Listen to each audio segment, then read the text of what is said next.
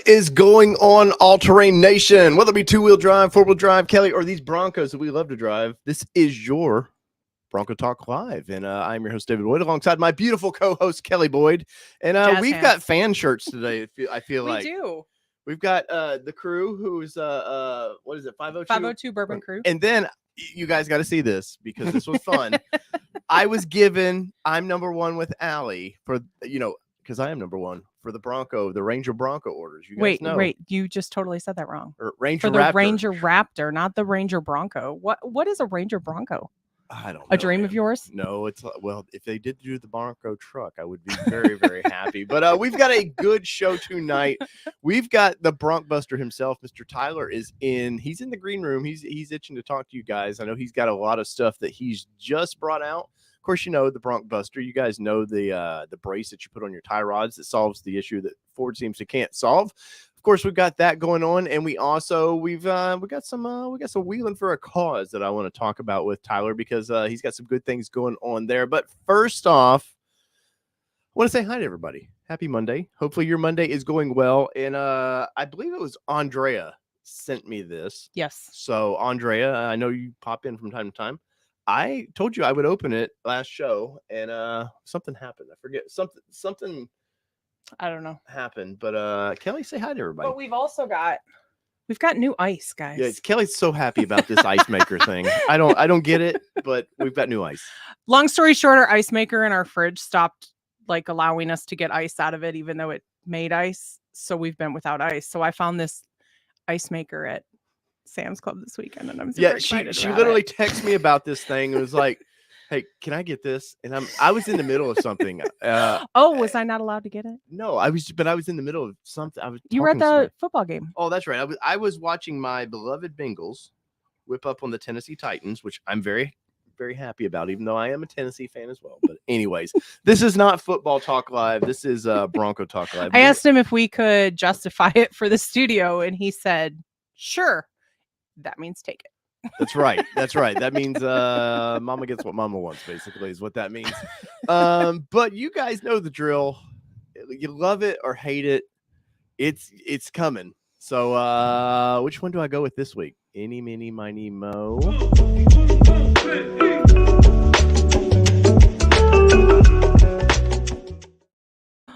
Oh, Mondays. Oh, Mondays. There you go. Kelly, how has your Monday went though, by the way? It's been all right. Yeah. Just okay. I'm kind of tired. I'm still trying to get over whatever it was I had a couple weeks ago. So I'm just kind of tired. Well, but otherwise I'm here. It happens. But this is the part of the show. If you're new to the channel, this is part of the show where we're going to say hi to everybody, and we like to acknowledge your existence on this planet. This is an easy way for us to do this. So first off, Kelly, go for it. Yes, we're going to say hello to everyone. So TJ Miller in the house, Michael Rivas, Austin Malin said, "I'm early in tonight." And Peugeot coming in. Bronc Buster, of course, in the green room, as well as on our chat this evening. Says, "Looking forward to talking to everyone tonight." Nice. And helping out our wounded vets. So we'll get to that in just a moment. Nurse AJ in the house. I love it that you come in, that you've been up since 4 a.m. and you always are sipping on some champagne or something, just trying to survive. Well, she gave us the invitation this week to come glamping, as it were. That is right. I did hear that. And what was it? You tagged me in a trailer or something. Yeah, a camper that her friend has for sale. No, I'm thinking like a small, I know, 2-person, maybe 3-person at the most. Like basically, it's a bed that you pull behind you, and this was like some $70,000 travel. It was not. Trailer. It was $28,000. It felt more expensive. And Peugeot says has 50,500 miles on it now. Man. But you're not at that one that we saw traded in was over 70,000 That's true. miles. But you're definitely the highest that I've seen so far. Michael Rivas says third production delay for me. It's true. Getting a VIN makes it worse. We've told you. Did. It's not a pleasant thing to be in. It's exciting, but yet it's super stressful too. So definitely feeling it for you there. Let's see. They've been chatty tonight. They have been very chatty tonight. We've got Gia Hogue in the house. It's my build week, she says. Congratulations, Gia. And thank you for not tearing up our Bronco when you took it out. Yes. Allie DuBois or Dubois, whichever one we want to say. So between Allie and Nikki, Brewer is where the shirt came from that you're wearing this evening. Thank you, Nikki. I do love the shirt, by the way. Nikki messaged me today and was like, hey, you need to go to the post office because there's a package. So I had to run over there this evening. I was a little worried. I was a little worried when Kelly put it down in front of me and says, hey, you need to open this. And she pulls her phone out. And I'm like, that's never a good sign for when you need to open a package. Being married to this one, what do you expect? Randy Hughes in the house this evening. What's up, Randy? And let's see, where we go. Let's get there. Honest They're Smith. Hey, Honest. Hope you had a good Thanksgiving. Honest guessed the tires right. He privately messaged me and said, I know what tires you're buying. He's been a fan of the show for a long time, so he knows what we were going to put on this thing. No, Mobile's been sick. Oh, man, I haven't seen that in the Says he's been in cold sweats. Ugh. No.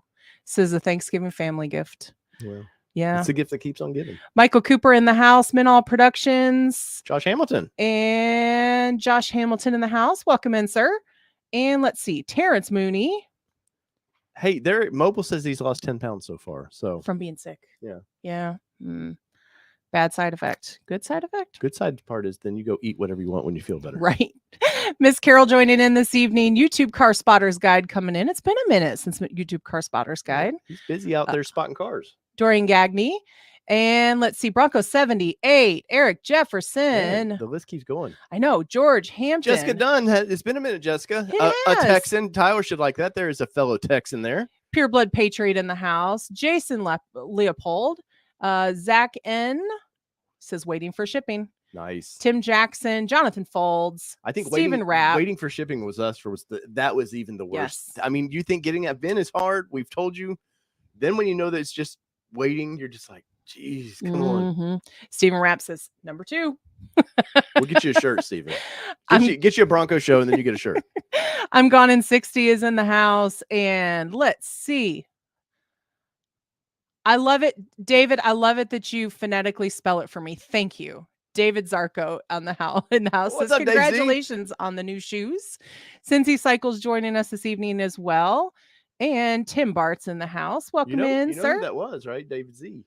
Yeah. Okay. Yeah. Our guy who may need some of Tyler's parts coming up soon. Who knows? Joel Mendoza, Brian Nelson, and I promise, Green Room, we're almost there. Sea Seeker Bronco in the house, and Terry Bresser coming in.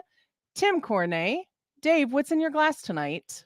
It is a fine mixture of Southern California. It's called the Devil's Share, and Andrea bought this for me and sent it out this way, and I thought I would give it a try. Pez Head 123, Bird Dog Overland, Jay Zen. When you get your VIN, you turn into an email camper, checking on it daily. And Lifestyle Off-Road, did you buy 4 or 5 tires? You know the answer to that, Luke. We bought 5. We did buy. Okay, so I was taking. Thank you for doing that, by the way, Kelly. Kick 90 staying. I apologize if we didn't get to everybody, but yes, we bought some tires from the vehicle, which we'll get into. And I did buy 5. They had 4 that they got, and then 1 was being shipped from somewhere else. So we're still waiting on the 5th. Yes, and speaking of being shipped from somewhere else, somewhere far, far away, let's bring Mr. Tyler Mason in here. Tyler, what is going on, buddy? Hey, how's it going, you guys? Good, man. Tyler we did an interview with Tyler at Supercell East last year, and I got to see the Buster in person, and that thing is massive. And I literally pulled before, I think it was when we were loading out that Saturday or whatever, I pulled my truck up just to get a picture next to that, and I was like, man, we're never going to get enough lift to be as big as the Buster, man. But welcome to the live show. Well, it's good to be here. Glad to have you. You've been a busy man here lately because you're not just also hustling these parts, you're hustling these events now, man. Like you've got a lot going on. But if people here might be new to you, Tyler, can you give them a little bit of your background with Bronco? What's going on with you?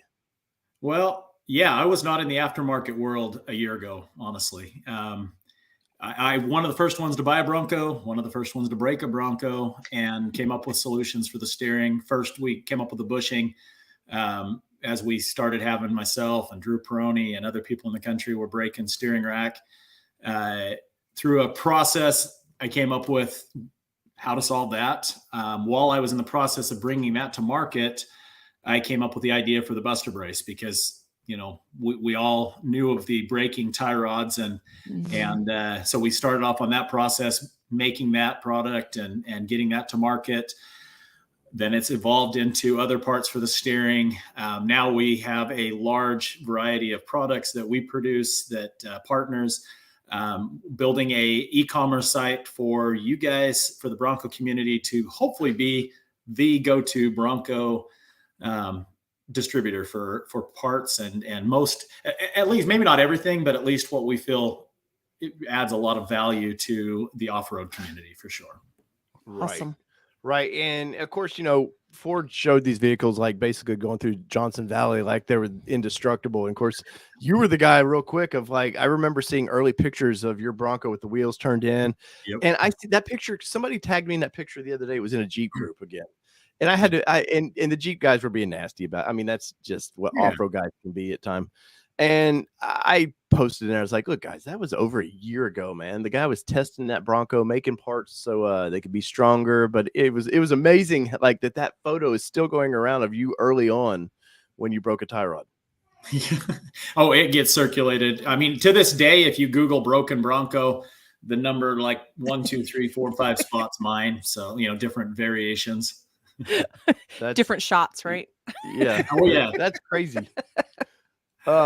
But so you developed that part and, you were kind of first to market with that. I know there's some imitators out there, and I even told you when I interviewed you last year, I was like, look, man, I've been kind of skeptical of this because I've seen a lot of just fly by night guys making parts or supposedly making parts, and they never seem to follow through with it. Obviously, like you did videos of you guys where you showed how you were the aluminum stuff that you were doing with it, and that's a lot of money into that. So after watching that and getting to talk with you, I was like, okay. And I even told you, I was like, sell me on this product because I'm skeptical.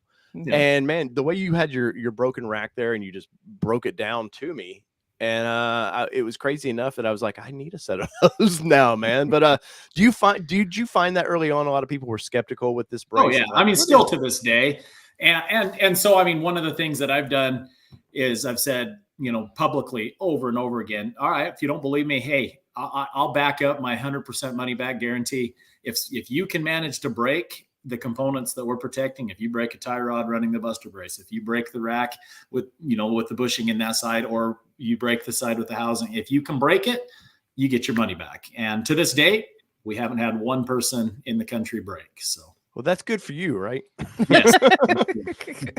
But for those, if you're new to this, and we didn't say hi to Tim Bartz. Yeah, I did. Oh, did you? Okay, sorry. I just noticed Tim over there. This is a flashed out, decked out version of your Bronco Buster there. But if you're new to it, that is the weak point of a tie rod. It's the adjustable point of it. And it's kind of almost intended to be the weak point of it because all that, and if you damage your vehicle, all the energy goes through to the rack. And I would rather break a tie rod initially than the rack. But you even went so far into that the rack wasn't good enough that Ford designed. And you're like, I can make that so much better. Yes. We've done a lot of work to make sure that the rack is now, I'm not going to say bulletproof. There's no such thing. I mean, when you're taking these things, but again, to date, nothing has failed on, nobody's had a rack failure with our parts. And so that's a really good track record. I had a guy reach out to me today that just broke his rack over the weekend. And so I still constantly get questions from people, on what the failures are. And so, it's an education. It's making people understand 90% of these failures happen after lift and bigger tires. Yeah. You change that geometry, you're going to have added stress. Is it possible to break in stock? Yes, we've seen it, but very rare on stock vehicles. It's mostly on modified vehicles. Yeah. And that's the thing, of course, the thing with the Ford Broncos brought, initially everybody thought, well, it's just Jeep people coming over wanting to try something new, but no, Ford and even Jeeps admit this.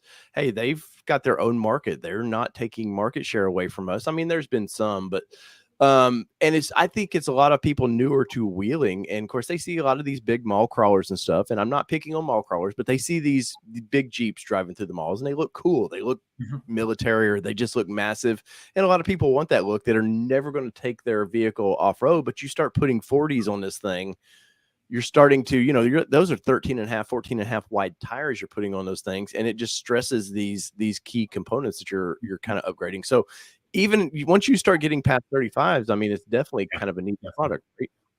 Yeah. I mean, again, we seen failures. Yeah, I've got a video of a guy in Moab trying to get up something, a little bit of wheel spin on 35s and a 2-inch lift, or actually 1.5 inch level.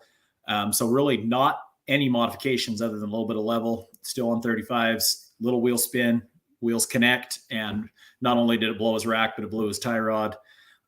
It doesn't take a lot, but you're right. It is designed to be a weak point. So our thing is, you know, I try and educate people to first buy the parts that reinforce the rack. Most importantly, the bushing, then reinforce your tie rod. Otherwise, you might be asking for a bigger bill than just a tie rod broken. Yeah. And some of the cool stuff you were doing, you guys have a YouTube channel. What is the YouTube channel called? It's Bronc Buster. Okay. YouTube, so. Just okay. So it's Bronc Buster. But the cool thing was, like, you show, like, you've got multiple videos of you guys having your Bronco on a rack, and after you not purposely go break it, but you knew you were probably going to go break something because you want to re-engineer this problem, and you guys do some detailed stuff of here's why. You know, here's even the part, I don't know what you call it, but the part that you put at the end of the rack where it's the aluminum housing that you redo. Yeah. Yep.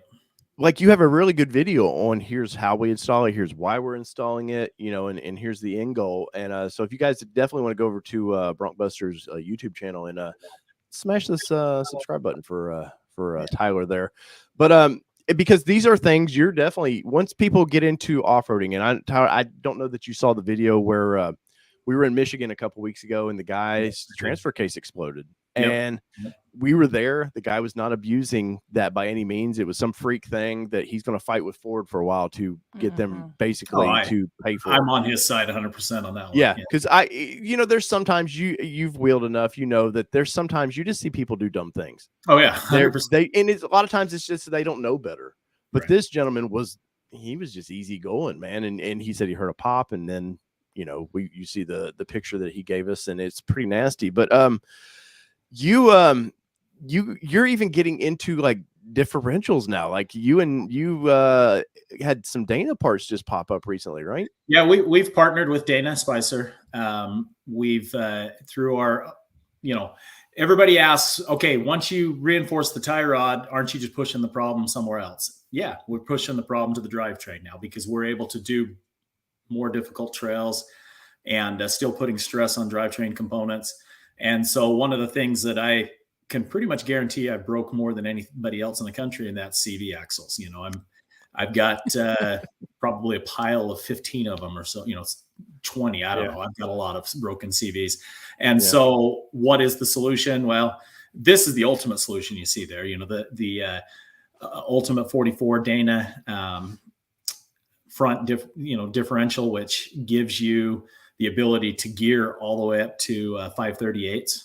So there's a whole lot of gear options in there. The Spicer 32 spline. So a 32 spline is a lot bigger than the 29 spline that comes on the stock Bronco. Plus these are made out of chromoly. So this solves a lot of issues. We've have some other stuff that we're developing because there's a lot of people out there that I'm getting messaged on. We've done some, I try and do a blog post every week too on different issues, but on our website, there are people that want to stay with the stock differential, which is fine. There's really only one weak point on it, and that's the aluminum housing. Yeah. And so because it's a cast aluminum, very similar to the steering rack, we are going to be working on a part that'll reinforce that for those that want to stay with their stock unit, and maybe they already have RCV, but they want to reinforce that. So that's one of our parts that is in process that we'll be releasing here soon, among other things. So, yeah. Hey, we can talk to Josh Hamilton there. No, like I will say what is it? An M220? I forget what the stock one is. The M210 is the stock one. Yeah. And is that the one that's in the Badlands? I can never remember right. Yeah, Badlands is, well, all of the Sasquatch have an M210. Okay. And then Badlands has an M210. The Wild Track has an M210. So the only ones that has the M190 is going to be, you know, those that most likely, more the base without Sasquatch. Yes, exactly. Yeah. So I'm familiar with this housing because I was I love the Nissan brand, and Nissan has the M220, I believe it is, which is basically the same thing, but it was all aluminum housing, and you stress that, and the casing cracks. They just crack under stress. And I was happy when I saw Ford they were doing the housing in cast before, and they're doing the outs because they're trying to save weight any way they can. But this ultimate Dana 44, man, I mean, this is if you're wanting to go pound on your vehicle daily or weekly, or once a month, but you're going to do some hardcore stuff, man. This is definitely up your alley. And the price of it, I was surprised at the price of it. Like it's not out of line for no, I mean, there's a lot to that for sure. Mm-hmm. That outboard shaft is a cast steel instead of cast aluminum. And of course 32 splines. So it's a lot bigger diameter, chromoly, being able to gear to different ratios. The biggest holdup on that's been available for a year. The biggest holdup has been all of the programming from Ford, getting that to coordinate, and still working through some stuff on the early release, because basically once you re-gear, your wheel speed sensors and your driveline sensors are not going to correlate properly, and you're going to get faults, and the computer is going to think something's wrong and put you in limp mode.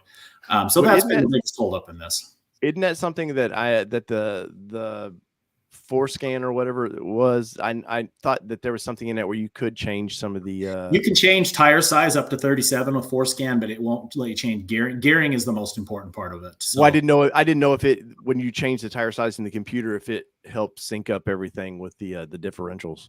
No. Okay. Forescan won't really do much for you. Ford Performance has a new tune out for the 2.3 and the 2.7. I think it's $700 to $900 depending on where. And with that allows you to tune the engine. I think now out of the 2.3 with my tuner, I'll be able to get 330 horse, I believe.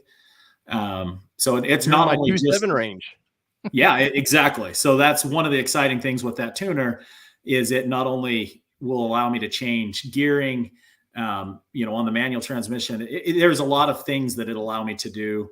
But that has to be bought separately through either Ford Performance or somebody that sells for Ford Performance. So. Yeah, but it's definitely, these are parts that you want to start stockpiling for the if you're looking to this summer take your adventure out, start buying these parts, start stockpiling some of this stuff. Get ready if you're going, and I only say this, if you're going to Moab weekly, you're going to more than likely you're going to need some of this stuff. You're going to want to, and this is nothing out of line that Jeep guys don't do. So don't ever let your Jeep buddy go like, oh no, we just, no, those Dana 30s, they smile like crazy. You put big tires on them and you just start seeing them sag. And like, don't ever let your Jeep friend act like they're indestructible from the factory, because they're not. No, anybody that you go wheel with in the Jeep community that really truly go out and wheel that hasn't put at least $30,000 to $40,000 into them is kind of unheard of. I mean, there are a few, but for the most part, it's a lot of these guys I meet with, talk with, and you start going through their list of parts, the axles and all these things they upgrade. It's an expensive sport. It's a very fun sport. It's very addicting. But you got to pay to play. Yeah, exactly. And that's what I told Dave Z when he had the issues. I was like, unfortunately, if you guys really want to get into off-roading, there's assumed risk. And whether that be you roll your vehicle over, like there was a video going today I saw where somebody was at a Las Vegas Jeep or the off-rodeo, put one on the side, put one of their on the side, and it looked like they weren't paying attention. They were trying to drive up a hill instead of like turning with it. But like there's assumed risk. So, and that could be the simple part like a tie rod, or that could be, you digging a differential or anything. So just be aware that, Toyota guys, I know Toyota guys love to quality. They break too. Everybody breaks. It's a fun sport, but we're hoping. I mean, my goal is not only to make this so that I can go out and have more fun, but I'm hoping to bring stuff to everybody that through our experimenting. And that's why, would I say everybody should go out and put 40-inch tires on their Bronco? Absolutely not. Am I going to keep running 40s? Yes, because I tell you what, we've learned that that's the quickest way to find the problem before anybody else finds the problem. I can see that. And then we can solve it with an issue, solve the issue with a solution. And that's kind of become the Bronc Buster business model, I guess, is find the problem first, find the solution first. Right. Well, that's awesome. Because I know initially, like you didn't really get into this, become an aftermarket guy. You just like you had an idea for this, and kind of was like, well, we'll get a few of these out, and then it just kept growing and growing, right? Well, I mean, it started with me going out with Light Bright. I was excited to go take my Bronco up against the stepchild, and I thought, we can have all this fun, and this will be great. Well, I mean, honestly, that's where it started. We went out after I had just put it on 40-inch tires. We were trying to come up with different steering solutions, hadn't quite figured out what was going on. And first time out, literally a day before Thanksgiving last year, so it was a year ago, broke the steering rack again. I went back to my sister's house on Thanksgiving Day, and I had actually on my way home that day, I had the light bulb, and I went back, I prototype a part up in their garage, put it in the steering rack. It restored my steering. Not that it was a complete fix, but it was at least proof of concept. Right. Called up Kevin at Light Bright and said, "Hey, buddy, I got it fixed. Let's go back." And he's like, "What do you mean you got it fixed?" That was like yesterday. I said, "Yeah, I went out off-roaded all day today." This was the day after Thanksgiving. Went out in the desert, did all kinds of off-roading, and it wasn't breaking. Went back, did the trails with them, did the entire shoot. Which, if anybody has seen or watched the videos of the shoot, there's some pretty extreme stresses on steering, dropping in and coming up stuff, and was able to complete all of it the same as the stepchild. And that video, I don't know, it kind of went viral for them. I mean, they get a lot of views on their stuff, but for me, it was kind of that aha moment. Okay, well, I've got something for me, but what about other people? And I put it on the forums, and I had a whole bunch of people in the Bronco forum say, well, wait, we need this too. Yeah. So I kind of put my other business on hold, transitioned it over to other people, my son and stuff, running it, and invested a lot of money into, working to bring this to market, then the tie rod brace. And now this is my full time. I don't do anything with my other business.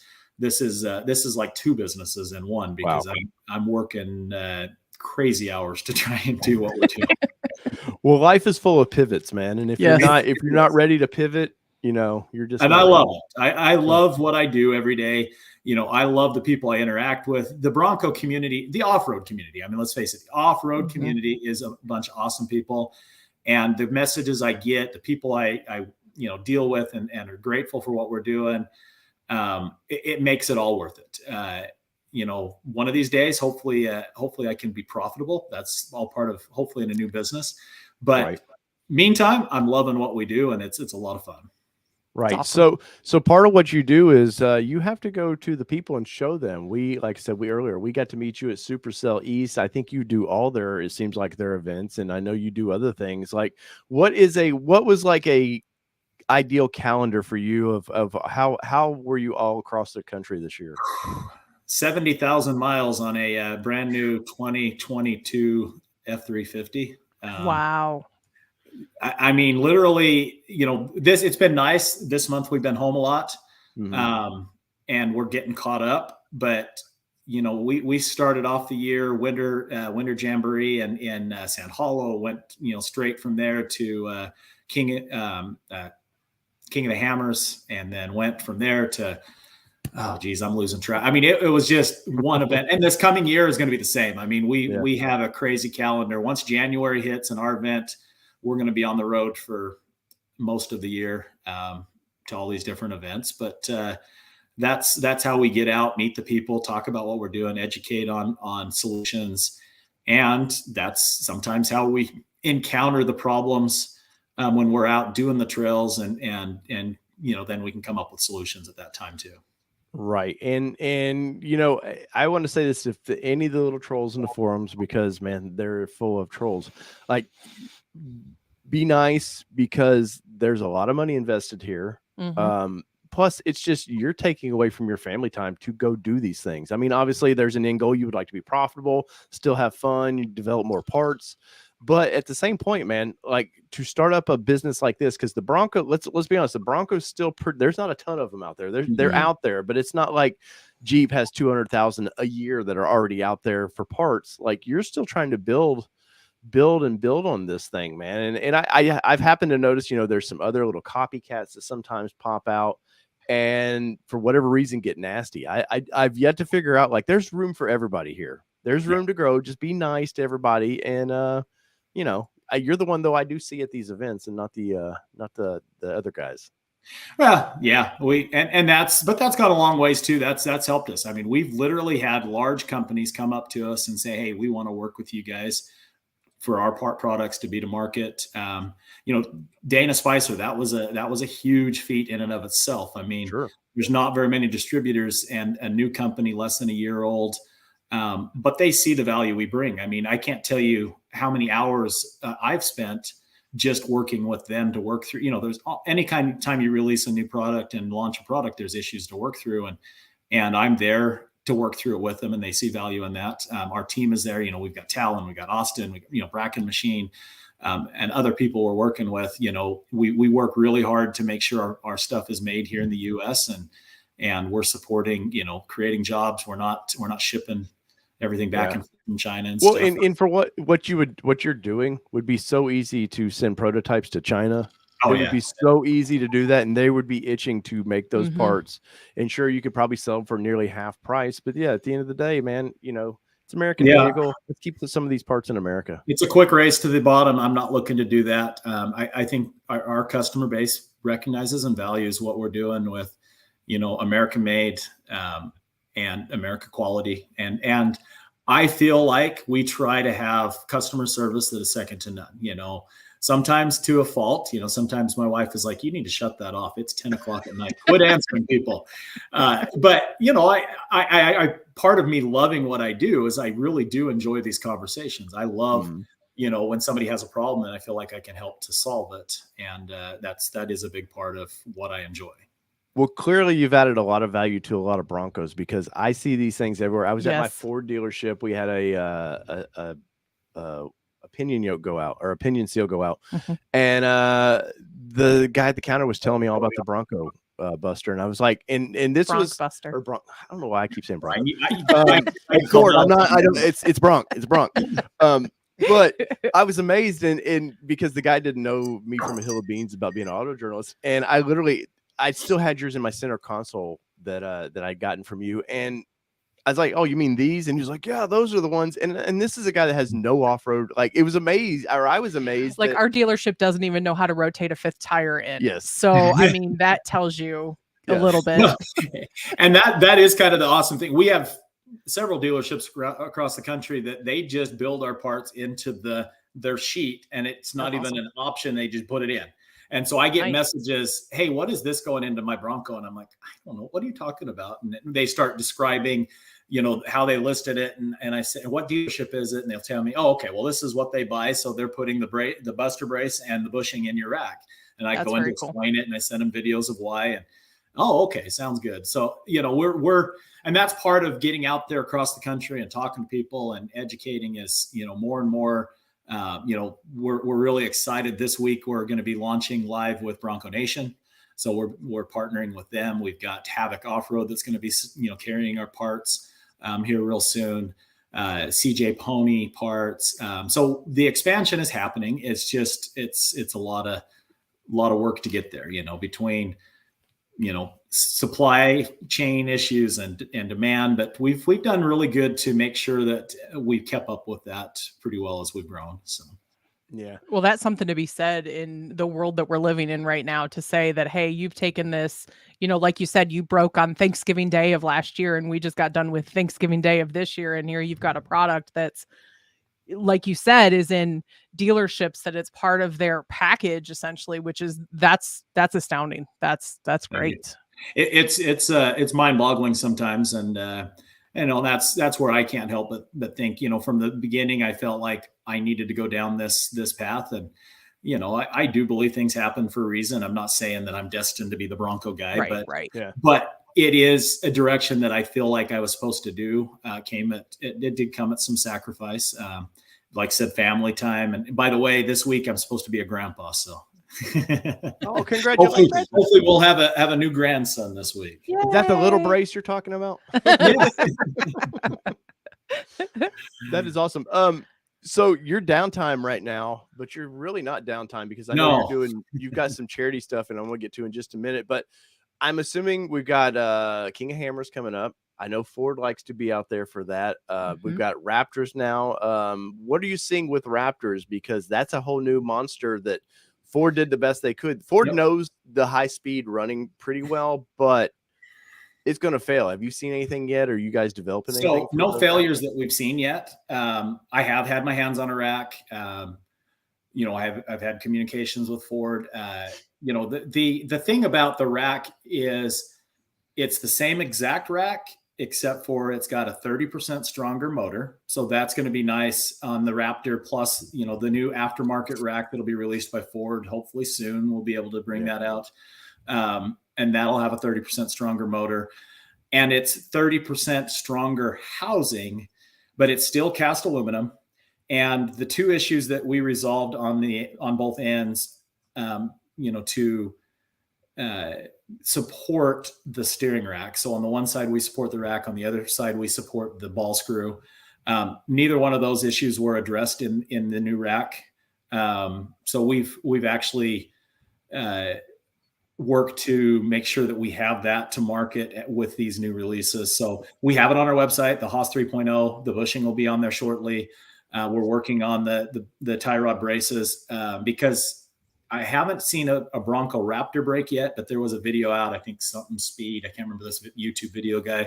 He broke both rods on a Raptor truck, on an F-150 Raptor. He's the same one that jumped the TRX. Is that who you're talking about? Probably, yeah. But I mean, the F-150 Raptor has been notorious for years of breaking tie rods. It's pretty much the same size tie rod. Bending in half at times. Yeah. It's going to happen. So, yeah, we're I love working. those guys that were jumping them out in the desert, and they're like, "Why is my truck bending in half?" You're like, "Look, man, it's capable of doing that." Yeah, don't jump it like that. Yeah, it's not a. I think you'll be excited about is the Ranger. So I'm very excited. The Ranger is going to be a big part of our next product releases. Nice. Yeah. Well, if Ford would ever, drop. He's number one. Come on, Ford. Look, I'm already set up with a dealership as soon as we hear about it. Man. We're already on the list. Yeah. Number one. No, I am very excited about that. And of course, there'll be some similarities to the product. It's the same frame under it, or pretty close to the same frame under the Ranger.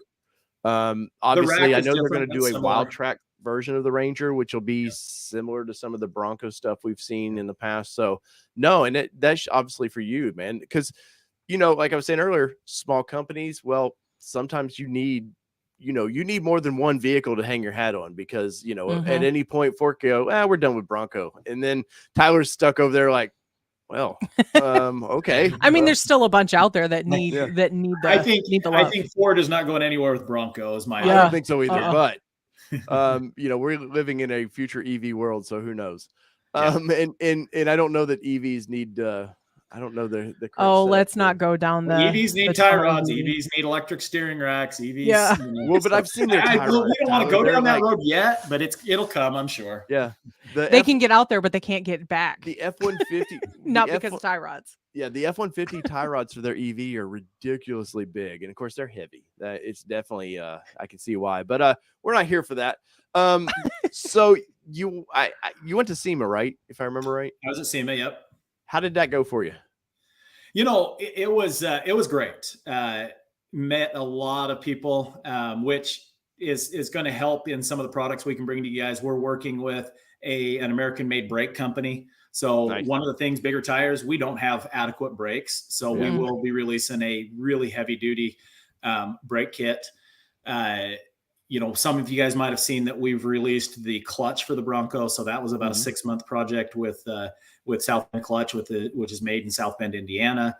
Other people at SEMA we met that were some great ideas and some great products. So we're trying. SEMA was good. SEMA was a lot of fun. The worst part about SEMA is I came out of it sicker than I've ever been. Around all those people. I came home in the last. I've been better for about a week, but I think I spent about 3 weeks recovering from whatever nastiness I got there. Yeah. When you go, and then your body goes, wait, you know what? It's my time. It's my time to sit down and chill, because you've been going for too long. So well, my body shut me down. I really struggled for a few weeks there. I'm sure. Tim with Pickup Truck Plus SUV Talk says SEMA sickness is for real. Like, absolutely. You're around so many people. Well, I think Tim came back from SEMA with not feeling great either. So there must have been something. Well, I mean, there was 130,000 people there at SEMA, just at SEMA. You travel from the hotel back and forth, and you've got the monorail, where like when you think it's full, they cram another 30 people in there, and you're literally like that for whatever distance. So yeah, I mean, social distancing does not occur at SEMA, and but hey, aside from that, it was great. We had a lot of good contacts, a lot of good meetups. That was really kind of the clinching deal to get this through with Dana Spicer. We've been working with them for a long time. We fixed their Bronco at Easter Jeep Safari when they broke. I remember you telling me about that. Yeah, it was like a quick, like, hey, just do this. Let's get you off and let's go. Well, I mean, they welded it, and then they called me and said, hey, we got a broken Bronco. And I went out, I had all the parts. We went out, fixed it, put tie rods on, put our bushing and put our braces on, and got it back up and going. And in time for them to do the industry trail ride with the Ford executive. So they were happy. Yeah. Oh, there's nothing like, I know, for them, because we used to take some of Nissan's people around to Windrock, and they would have press. They were showing off whatever off-road thing they were doing. And yeah, our vehicle overheated as we were on the trails, and I'm leading all this press around at the time. Oh, yes. And it was so like defeating, like, great, I'm in a Nissan product, it's failing. And it went into limp mode. Yeah, all and the way of course, down. the Nissan press people that were with me, they're press people, they're PR people, they're not car people, and they're just like, hey, what's the deal? And you're like, oh, like. And we had to like quietly exit away so that they, like. So yeah, so I do understand their issue of like, hey, we got more people we got to hang out with. So our friend here in Peugeot, he's asking, Kelly, will you read that for me? Yeah. Alternate Nation asked Tyler if there's a difference between 2-door failure rates and 4-door failure rates with tie rods and steering racks, please. Well, are there even 2 doors out there? No. The 2 doors are so rare. I guess I couldn't say for sure. Yeah. I don't know. I would have to, most of the failures I've seen on a 4-door, but I think that's just because the majority of Broncos I see are 4 doors, right? Yeah. Yeah. If you're thinking it's a weight difference, they're really don't weigh that much different, unfortunately. No, they're not much difference weight. I wouldn't imagine. So the components are exactly the same. Every steering rack in every model is really the same housing, the same motor, the same everything. Well, aside from the Haas 3.0, and that's very similar to what's in the Raptor. But the housing is the same.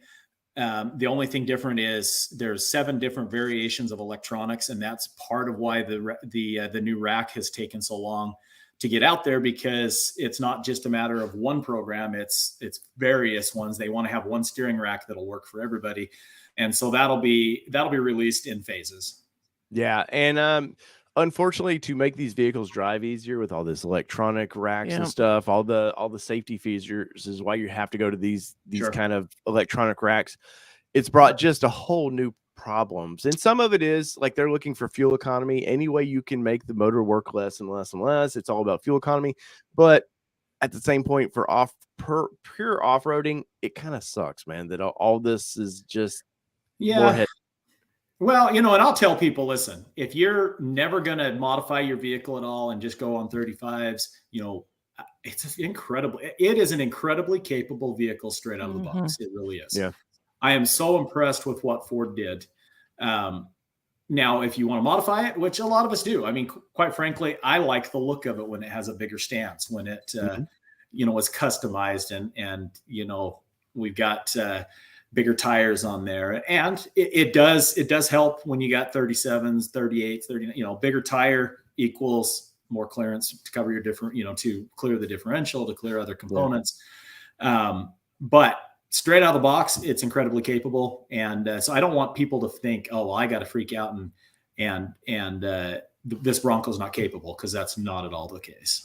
Yeah, no. And when you, I know the blue one you found, right? It wasn't you had the white one, I believe, was on order, if I remember your story right. And the other one you just kind of came upon and was like, oh, okay, let's get this one. Dealership in San Antonio, it came available. I was very impatient waiting for a white one. you and thousands of others. Well, my wife still teases me to this day, because I said, let's just go look at it. All we got to do is look at it. I'm not going to buy it. And she says, yeah, she knows. Right. She knows. We don't go to dealerships just to look. She knew what I was going to do. We showed up, and I couldn't leave without it. My wife didn't want it. Manual transmission. She don't like driving a manual transmission. It was a base Badlands, which is basically a Sasquatch without the wheels on the Badlands, because it was the manual transmission. It had the M210 and everything else, gearing. you know. Yeah. So I bought it, and I would say that, hey, it was meant to be, because I guess because of the Bronc Buster and what happened, what transpired the months following, is what brought me to where I'm at, and I wouldn't trade that or change it for nothing. So nice. Well, I do know I'm not a big fan of Light Bright, but when you've been on there, I've definitely paid attention to what you're doing. I love how you just continue to call yourself out. No, I call myself out on that all the time. I mean, well, one day we can actually both join in together on that one. How's it? I one day I will wear a tennis skirt just like them. But it's been talked about for months, and our viewers keep reminding there's him going to be that a calendar shoot, Tyler, of me and my Bronco at Moab. Wait, who's Bronco? Oh, well, he sure is now. But anyway, but I want you to do it, but I don't want to see it. So no, right, that's okay. I don't want to see it either. No, but anyways, I'm a man of the people, Tyler. The people. I'm just here to help. I'm here for entertainment purposes. Here to help the entertainment value, right? That's right. And the super chats help for that. No, I'm playing. Now I sound like a stripper suddenly. Yeah, you do. In one of their videos, I think your blue one was broke, and you took the white one out, which is your wife's. Yep. And I remember hearing some crunching of some door handles disappearing or mirrors getting how angry was the wife at that one? My guys, I'm telling you, my wife is an angel. She wasn't mad. She's like, oh, well, I don't know. I saw her in the video doing this. She did do that. That doesn't mean she can't be defeated, even if she's not mad. And that wasn't the first time I put it on its side. When the engine failed going at the top of Totally Nut, You Gotta Be Nuts, and the whole vehicle slid backwards and went on its side. She was the one videoing, and you can hear on the TikTok that's like, I don't know, 1 million views, her going, oh. I've heard that one. Yep. So, I like how you subtly said, oh, 1 million views. My wife is in the other room. I told her I wanted her to be on, but she doesn't like being on the camera. So I said, all right, fine. Don't. But I will say that I couldn't do what I do without the support of my wife. Definitely. She is my 100% rock and support, because I do a lot of crazy stuff. I have crazy ideas. I do things that most people would say, you're nuts to sacrifice your business to start a whole new business that, could be a total failure. Right. There's a lot of things that I do that my wife just says, okay, I trust you. Let's do it. And I appreciate that about her. Oh, that's so nice. She trusts you. I don't really have I don't really have that power to trust him. He just goes, here's what I'm going to do. And I go, okay. I'm the idea guy, and she makes it happen. Yeah. Basically. Yeah. So guys, in the comments, I want you to get your questions ready for Tyler, but I want to get into something else real quick. But it's worked out in the past. If you put question before your question, so Kelly can find it real quickly. It's a lot easier for me to find. And we'll highlight it in bring your questions for Tyler there. I'm sure you have lots of them. But Tyler, you have an event coming up that that was pretty interesting to me. And I reached out to you today because I've seen you posting about it. And I honestly, I don't know much about it, but I want to get the word out for you. So what is going on? What are you trying to do?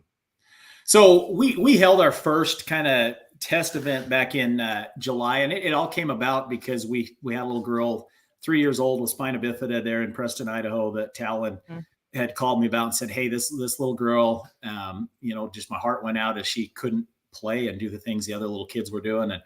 And so this whole idea formed. Talon and Austin, and we all started working together on building a mini Bronco. And when I say building, we took the frame of it, changed everything underneath it. I mean, those are golf cart wheels that has Austin built and designed the drivetrain. It's got actuated steering, and it's got thumb controls so that she could steer it. So literally she could go out and drive this thing around, which she normally wouldn't be able to because spina bifida, no use of her legs. So that we had an event there in Idaho that was a big success. We had 100 or so people show up. We did, we had great food and did trails, and we had a show and shine in the park.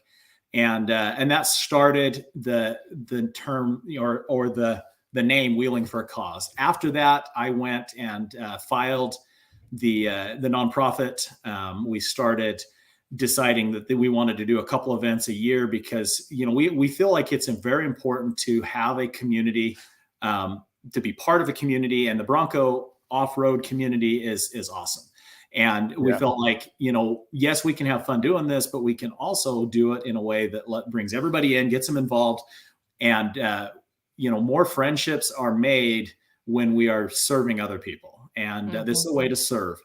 This is a way to give back. And so we have a website up now, wheelingforacause.org. We've got the 503c formed, the nonprofit organization. We've got sponsors that are signing up to have booths. It's going to be a 3-day event, January 13th through the 15th. And we wanted to do this one in Texas because usually that time of year is really nice weather. There's good camping out there. We've got hookups for RVs. There's some cabins out there that can be rented. There's, stuff in Mason, Texas, which the irony in is, my last name is Mason. It wasn't chosen for that. We actually, one of the things we'll do at this event is we'll do kind of a contest to see who can conquer King of the Hill. That was where I broke my entire steering, and that infamous picture that circulates the internet became famous. And so Katemsi is known as the Moab of Texas. And we thought, it'd be a fun time, but let's do something bigger this time. Let's make Wheeling for a Cause something that we can give back to one of our heroes. And so the search went on to find a veteran that fit the bill for what we wanted to do. And that was to provide, again, we're going to stick in the mobility type of mobility challenged. We did it with the little girl. Now we found TJ, who is just an incredible individual. I encourage you guys to go watch our video that we released tonight that, has a little bit of his story, talking about how he was hit by the IED in 2012 in Afghanistan. And talking to him, and then also learning his story from his wife and stuff I found on the internet that he maybe was a little, apprehensive to talk about. This guy with half his body blown off still took command of his guys. And, they were under a firefight at the time that, they could write a movie about when you talk. Were greatly outnumbered. And he didn't just, even though he was blown apart, he stood up. And not stood up. I'm sorry. He literally took command and took charge and was able to still be about and have his wits about him. So I just, when I met with him, I thought, this is the guy. His personality is such that he is such an upbeat, positive, fun guy that he doesn't let this get him down. He talks about how that was, that day was his second chance at life. And when you see it with his family and what he does and what he wants to serve in, in the community, I figured, hey, we can give back, we can help. And so this is something that I'm on here mainly for this. I don't want it to be, Tyler selling parts. I really want people to look at this as a cause that they can get behind. We'd love to have, everybody come out. A lot of parts of the country, you're not going to have the ability to wheel in January. Texas, you do. It's beautiful weather usually, and come out and we're going to have some entertainment. I'm not promising for sure, but we actually have the drummer for Poison, Ricky Rocket. He's trying to make it. We're going to be doing some stuff. He's a Bronco guy too. He's a Bronco guy. He's got a YouTube channel. So go check out his. I got to remember the Poison Drummer is his YouTube channel, and he does some fun builds, some fun stuff on his Bronco. We're working with some of our partners to put some stuff on his Bronco and do some other videos. Nice. But he wants to come out and come to our event too. We're working on, a lot of things that we want to make this a great thing, and then have it continue on. We've got a need to be filled, and that's where my ask is that yes, we want people to donate. We want people to go on and support this event. All of this is going to this individual. I've even thought about some ideas that I'm going to put out there and see if people are interested in. Of Black Friday's over, specials are over, but continuing a special through the month that will offer a percentage of sales of certain items to go to this individual for this cause. in that person's name and with the tax certificate for them. So we're looking at different ways too that maybe we can continue to give back in that to our Bronco enthusiasts. But again, guys, this should be a lot of fun, and we're hoping it's about an hour from where they have the Bronco off rodeo, just to give you kind of some reference. So it's very similar terrain for you guys that have been to the off rodeo. There's just more of a variety of some more extreme kind of climbs. They just had what they call the Texas Shootout, which is more of a buggy event, and they had some crazy stuff there. But there is going to be tame trails.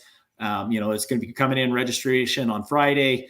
Some freewheeling, just going out running some trails. We'll have some maps. Friday afternoon, we want to do the event King of the Hill, which is we're going to have a bunch of different prizes for.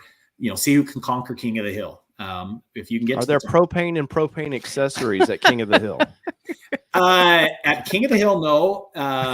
Propane and propane accessories are probably to be brought by everybody. Sorry, it's some King of the Hill cartoon. It's a King of the Hill cartoon. Oh, yeah. Yes. I should have picked up on that. You're in Texas, man. Our son watched it. I know, and I love that show. My brother-in-law. The funny thing is, my brother-in-law is, what's his name? The Hill. What's the main character? Oh, Hank. Hank. Oh, my brother-in-law is Hank to a T. If he's on here, he'll admit with us too. But he's an awesome guy. But he reminds me so much of Hank Hill. That's funny. That's great. And so this is the entry to the trail, right? This is how that is the climb. So I have the Bronco up on the climb, right there in that picture. Yep. Yeah. And sorry, stock Broncos. That's how you get into the park. You have to go just like that.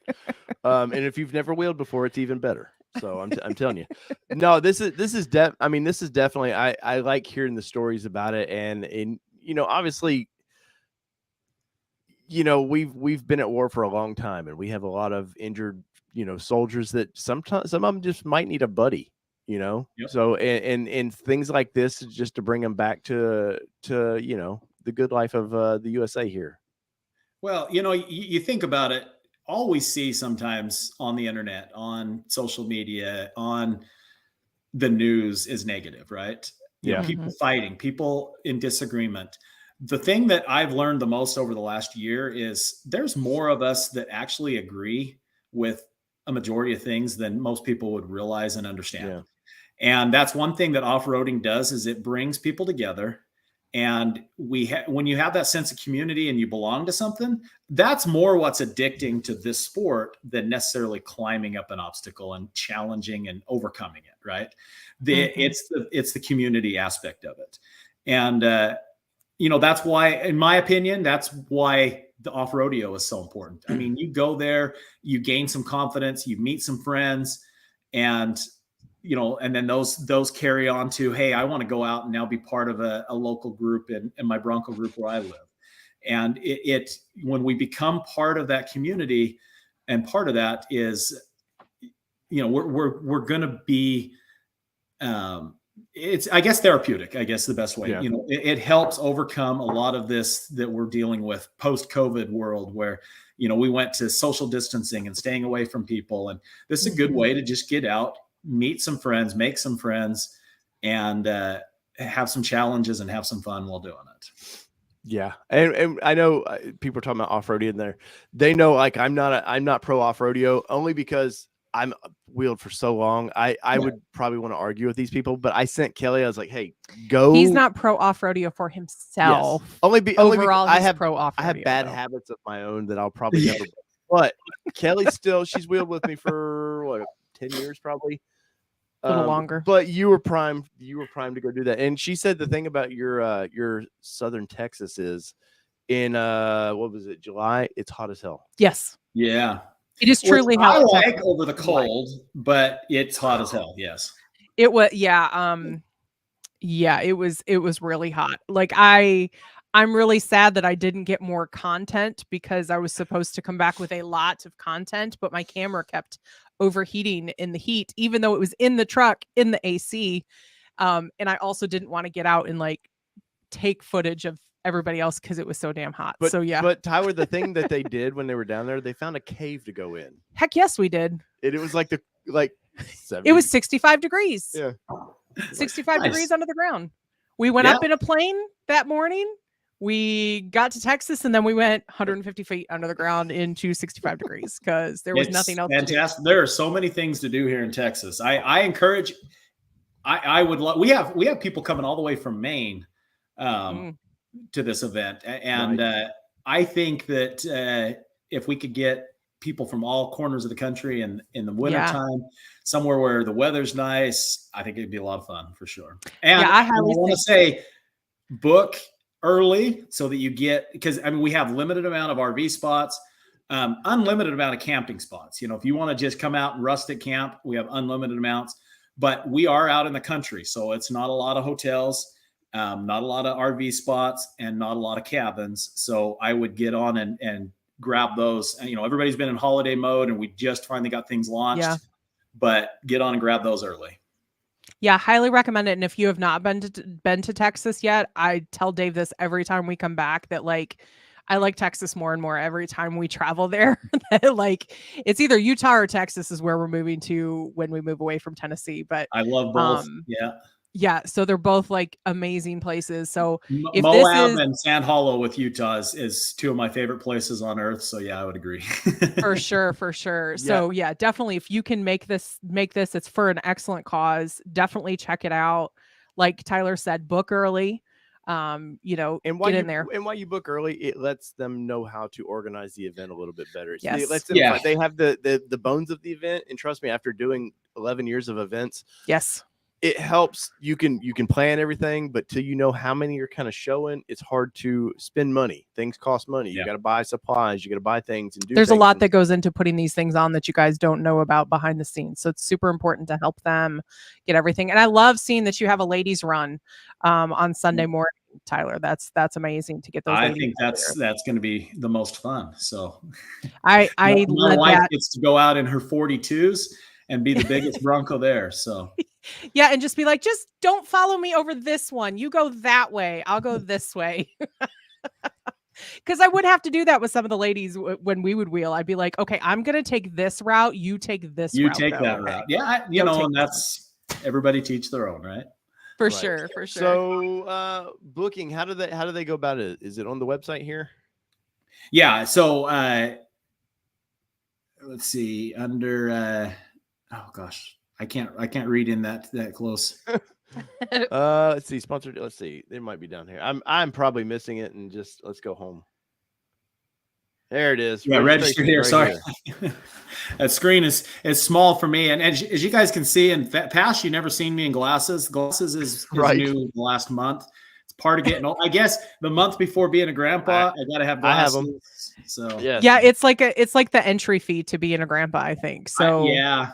But it's amazing how much I can see now. It's like driving down the road because I don't use them for reading so much, but seeing in the distance and stuff. And my wife's like, "You're so much a better driver now that you have glasses." Oh, you're like, "Thank you, thank you very much." You would have not put my Bronco in the rocks then. Had you had glasses. And speaking of lady that likes to rock, let's bring in Allie because I think Tyler, I think you've met Allie maybe. Oh, yeah. Just a few times. So I've go-karted with Allie, and she is ruthless. I'll tell you. Twice. Nice. She goes after you. Hey, go big or go home. But Kelly, do you have questions? I do. So Josh Hamilton wanted to ask Tyler, are you riding trails with him at Supercell? Absolutely. So that was a question. Yes. My hope is to have some staff that can run the booth, and I go do trails with you guys this year. Nice. Well, I think Josh said he's trying to come to your event, I believe. So Josh, man, that would be so awesome. So Josh and my buddy Johnny Van Wagner were the two instructors when I was the first public group to go through the off rodeo here in Texas. Cool. And that's the first time I met Josh. But it turns out Johnny that was also there, I knew him from when I lived in North Dakota. From church, so it's a small world in this right. off-road. Crazy how small the world gets sometimes. Yeah, you could be at the same event and not see each other. So right.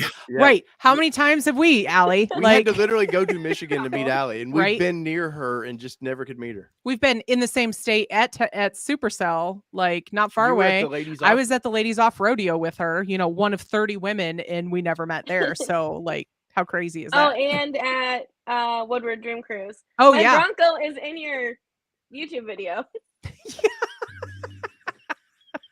It's a hot mess. That's all good. But we got a question here. George Hampton says, what are your thoughts on air locking diffs? Unfortunately, I didn't get SAS on my Bronco.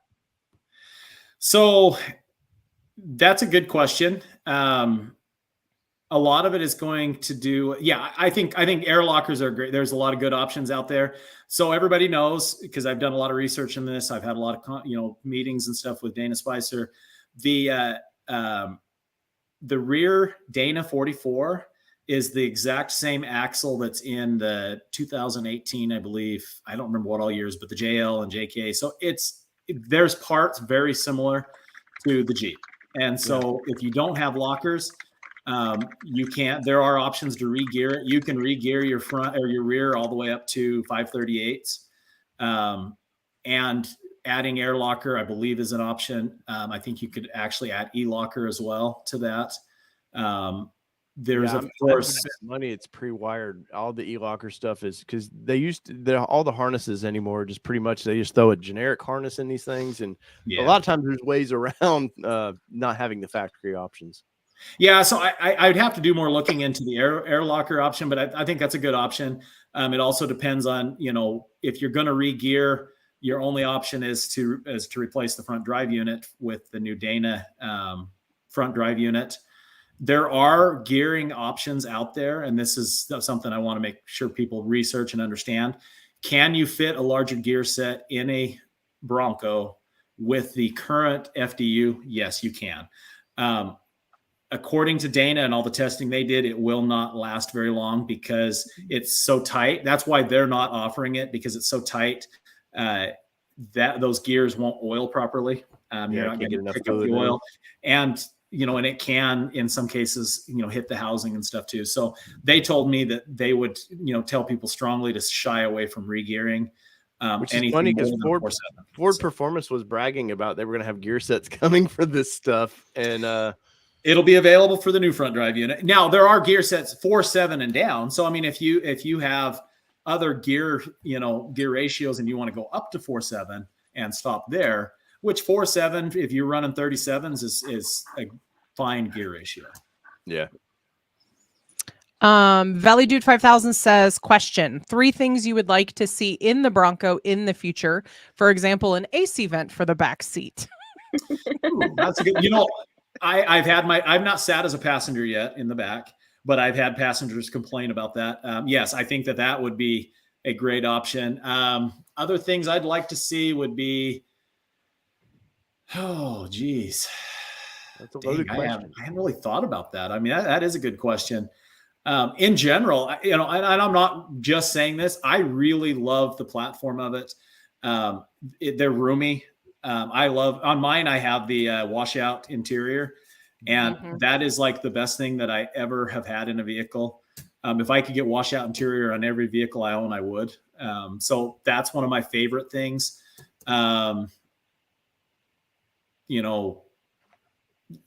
There's things that could be done on the drivetrain and protection that always make it better. But let's face it, 90 some odd percent, probably really, if we narrowed it down, 96, 97% of the Bronco purchasers are going to not off-road, right? And so a lot of things I'd like to see on the Bronco, I don't think they're going to take it to that level. And they've taken it to a pretty, nice level. I always love seeing more technology, but there's also some good aftermarket stuff. If you don't have for instance, if you don't have the hero switches, we've got people like Project X that's offered some really cool stuff that you can do a whole lot of accessory wiring and run it from apps. But things I'd like Ford to offer on it. Okay, here's one thing.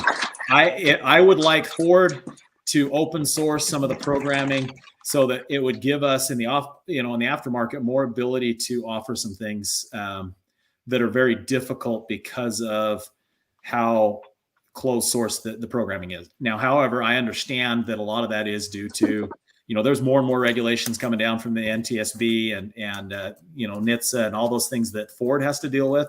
And who has the deepest pockets? Ford. Who's going to get, sued? Ford. So they have to be very careful, but it is very frustrating. Some of the things that we try and do, sometimes too much technology is not great. We've all experienced probably off-roading and things shut down and don't work because this computerized thing didn't like what this is telling it. And so you got to shut the motor down, let the computer reset. Our buddy there's a lot of technology. Yes. Yes. Yeah. Because we were trying to trick it and make it do something different because we thought it might be electrical when all that. Yeah. We also didn't know it was shattered. That is true. that We is did true. not know that a grenade had gone off essentially inside. So Bird Dog Overland's asking, will your shock skids fit the Fox 2.5 aftermarket coils? So that's a good question. I haven't had anybody tell me they won't. What I would say is, we have a very good return policy as far as if somebody messages me and say, hey, this won't fit because of this, I say, ship it back to me. We refund, we have things changing so rapidly from front coilovers to rear coilovers. I can't remember. There was one rear coilover that somebody just added and they said it wouldn't fit. I haven't figured out why yet. I asked them to send me pictures so we can figure out maybe some modifications. But that's as far as I know. I've only had one guy, and it was a brand of coilovers that I'd never even dealt with before that he had added. And for some reason, the reservoir or something. So we'd have to look at that. I'm not sure. 100%. Yeah, unfortunately, you're a small business and you can't have every coilover on the market ready there to properly test. Well, yeah, it's hard. It definitely is hard. And we get messages constantly on different products to do. So. I bet. I know Allie's been like, I've been talking to her. I was like, hey, Bronc Busters, man, you got to get some on this vehicle. What's going on? Yeah. Well, now that I'm more in depth into this than I ever thought I would be, I'm gonna have to. No, Why? What do you mean, Allie? Everyone warned me, and I didn't listen to a single person. So it's only myself to blame. It's an addiction. It's bad. I mean, it's not. I mean, it is. Guys, it's not. Yeah. I wouldn't want to see you two in an off-road race. Then it sounds like the go-karting was bad enough. Let's not get you It's with. fun. We love that. That's with Hella Bad Broncos and Mitch with Wild Horses and Allie and everybody getting together. I tell you, we need to get a big group of us next time we're in in Townsend again and go karting, because I think that was my favorite part of the whole event was our go-karting. I mean, but between the go-karting in Townsend and doing the same thing in Wisconsin, I have not laughed so hard within like a 2-hour span that we're actually doing this. It's so fun. What else we got here, Kelly? That's what I got. What'd you see? Oh, well, guys, bring some more questions. We need, Tyler was gracious enough at last minute too, by the way, to jump in on this. So I appreciate it. Really being able to get the word out on our event is important to me. And so I'm going to try and get on as many with you guys, and you guys are always great. I love the conversation. It's fun. It's interactive. And so anytime you guys want to talk, I'm game. Nice. I've seen everything that you've posted, and seriously, everything looks so cool. So the fact I got to listen to everything tonight was kind of awesome. So Jeff says every time I see Tyler, I get more upgrades. Jeff is awesome, man. So I got to say, Jeff Willems is a great guy, because listen, when we did the Wheeling for a Cause in Idaho, Jeff contacted me and said, hey, do you need somebody to do signs? He goes, I've got all the machines and I can do it. He has a hobby in his shop. He put all the signs together, all the banners together with all the vendors and everybody that was participating, and did it like very last minute. And so I've asked Jeff to help us with this event. Jeff is a great guy. That's awesome. Very cool. Well, Mobile is asking a question here, Kelly. He says, what does Tyler think of high centering problem people are seeing with the Broncos on boulders? High centering with the steering. I'm trying to. Oh wait, let's see. high centering problem when people sing. Did Oh, this to me earlier Bronco hole. today. Sorry, not steering. Yeah, see, I heard it wrong. So, that's going to be corrected with getting up higher, right? Mhm. That is one advantage of being on 40s is I very, very seldomly high center unless I'm doing a really extreme obstacle. Right. A lot of that is going to be with bigger tires. And so, 35s, you're going to turtle a lot, if you're off doing a lot of obstacles. So it's picking a line. It's, there's not really a whole lot you can do with the Bronco. I mean, I'd say make sure you have good protection underneath. Make sure that you choose, wisely there because you don't want to damage your fuel tank. You don't want to damage components underneath. All in all, Ford did a good job on that too, on the stock skid plates for like Badlands that have everything protected. The gas skid plate in general, I see no reason to replace it. Like it's if you take mine off, it looks like this, but yeah. Well, but that's different. But I think for 90% of the users, the factory skid plate that they're putting is amazing. I've because my buddies with Lifestyle, Luke with Lifestyle Offered, we were looking at that and they were talking about developing some skids, and he was like, I see no reason other than the fact that base and some of the lesser models don't get the option. No, you're right. There's no reason to upgrade that. No, I mean, and especially for the price. I mean, I think you can replace all the skids buying them from Ford for like $900. Oh, wow. If you go through and break them all. But no, and I'm glad you brought up Luke because Luke has some awesome options for some good skids and reinforcement and bumpers, and he's doing some great stuff there too. So yeah, we've been friends with Luke for a long time. What do you got here, Kelly? Yeah, so Mobile's saying he's talking about how the two-door guys are complaining about ground clearance. In general. But that's just a length issue anyways of two-door versus four-door. Yeah, like for example, I don't like to wheel trucks because I don't like the wheelbase situation that's there. I don't like the long. Yeah. I mean, a two-door should give you actually that's where you get a competitive edge over the four-door is turtling less because the closer that wheelbase together is, the less you're going to be able to hang up on something. I love the two-door. The two-door looks freaking awesome.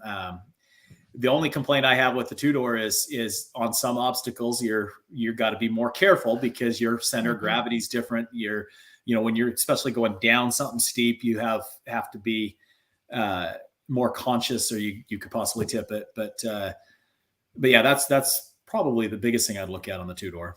Right. Guys, we have 72 likes, only 72 likes, and we've had upwards of 120, 130 people in this live stream tonight. If you do not smash the like button, Allie will bring a go-kart to your house and you will pay for it. Don't want that. So smash that like button for me. That's the payment enough for us tonight of doing that. If you just smash that button for us. Mad Attack says it's Bronc Buster or nothing. What's Tyler's next big product under development that you can talk about, of course? So I'm going to just quickly run through some things we're working on. I know we're going to run out of time. So our big stuff is, I made a list of everything we're working on. So I didn't get caught on this question. I was going to say, does he want my wallet now or after? Well, we're working with Project X to offer another light kit bracket options for all of their stuff. So we're excited about that. Lighting wasn't the top of my list, but lighting is on my list is important. We're working on a manual sway bar disconnect. We're working on, in the future, a big project is going to be our long travel kit, but that's down the road. We're working on, I think I said at the beginning with, those that want to keep the stock differential, but don't want to keep breaking the aluminum housing. We're working on a part to resolve that. That's in R&D. That's probably one of our next things. Some more protection. We want to control, protect those lower control arms. Some of these, people are going to trade them in. We're getting, hearing that they're calling some of this stuff frame damage. So we want to try and, offer some solutions on that. Differential skid, lower link skid. Again, I think I told you we're working on the Bronco. I mean, not just the Bronco, but we're going to start doing a lot of this stuff with the Ranger as well. And a little secret is that we're eyeing giving some people in the Bronco, the little Bronco, gosh, why did I just Bronco trouble? Sport. The Bronco sport, the Bronco Sport, which I think is not looked at very much. People are only looking at modifying these.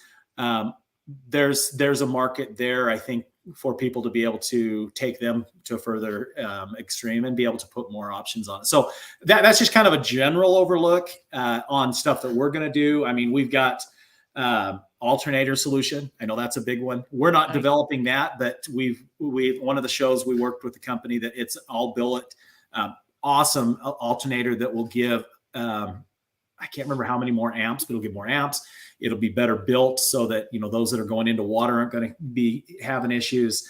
I got a small little product that we're going to be putting out, which is, another solution based, and that's the storage bags for the windows. When you take the windows out of your soft top, for those of us who have a soft top, and then you're off-roading and you're like, well, where do I put these? They're getting scratched, they're getting bent, they're getting banged. We'll have that on the website here real soon. Those are in production, and those will go fold in nicely, and then it mounts on the back of the seat. It tucks in there nice and tight. Nice. So we're hoping to have that out in time for Christmas. That'll be a good Christmas. Nice. I don't know if you guys caught our Yankum rope. So we co-branded with Yankum to do some recovery gear. And that is actually live now, where those are in production and be available in January. We're excited about that because, who doesn't need recovery gear? We all do, right? Or you may need to recover a Jeep or two or whatever, right? Right. We didn't even know we needed recovery gear. And luckily some folks had it in Michigan when we were there.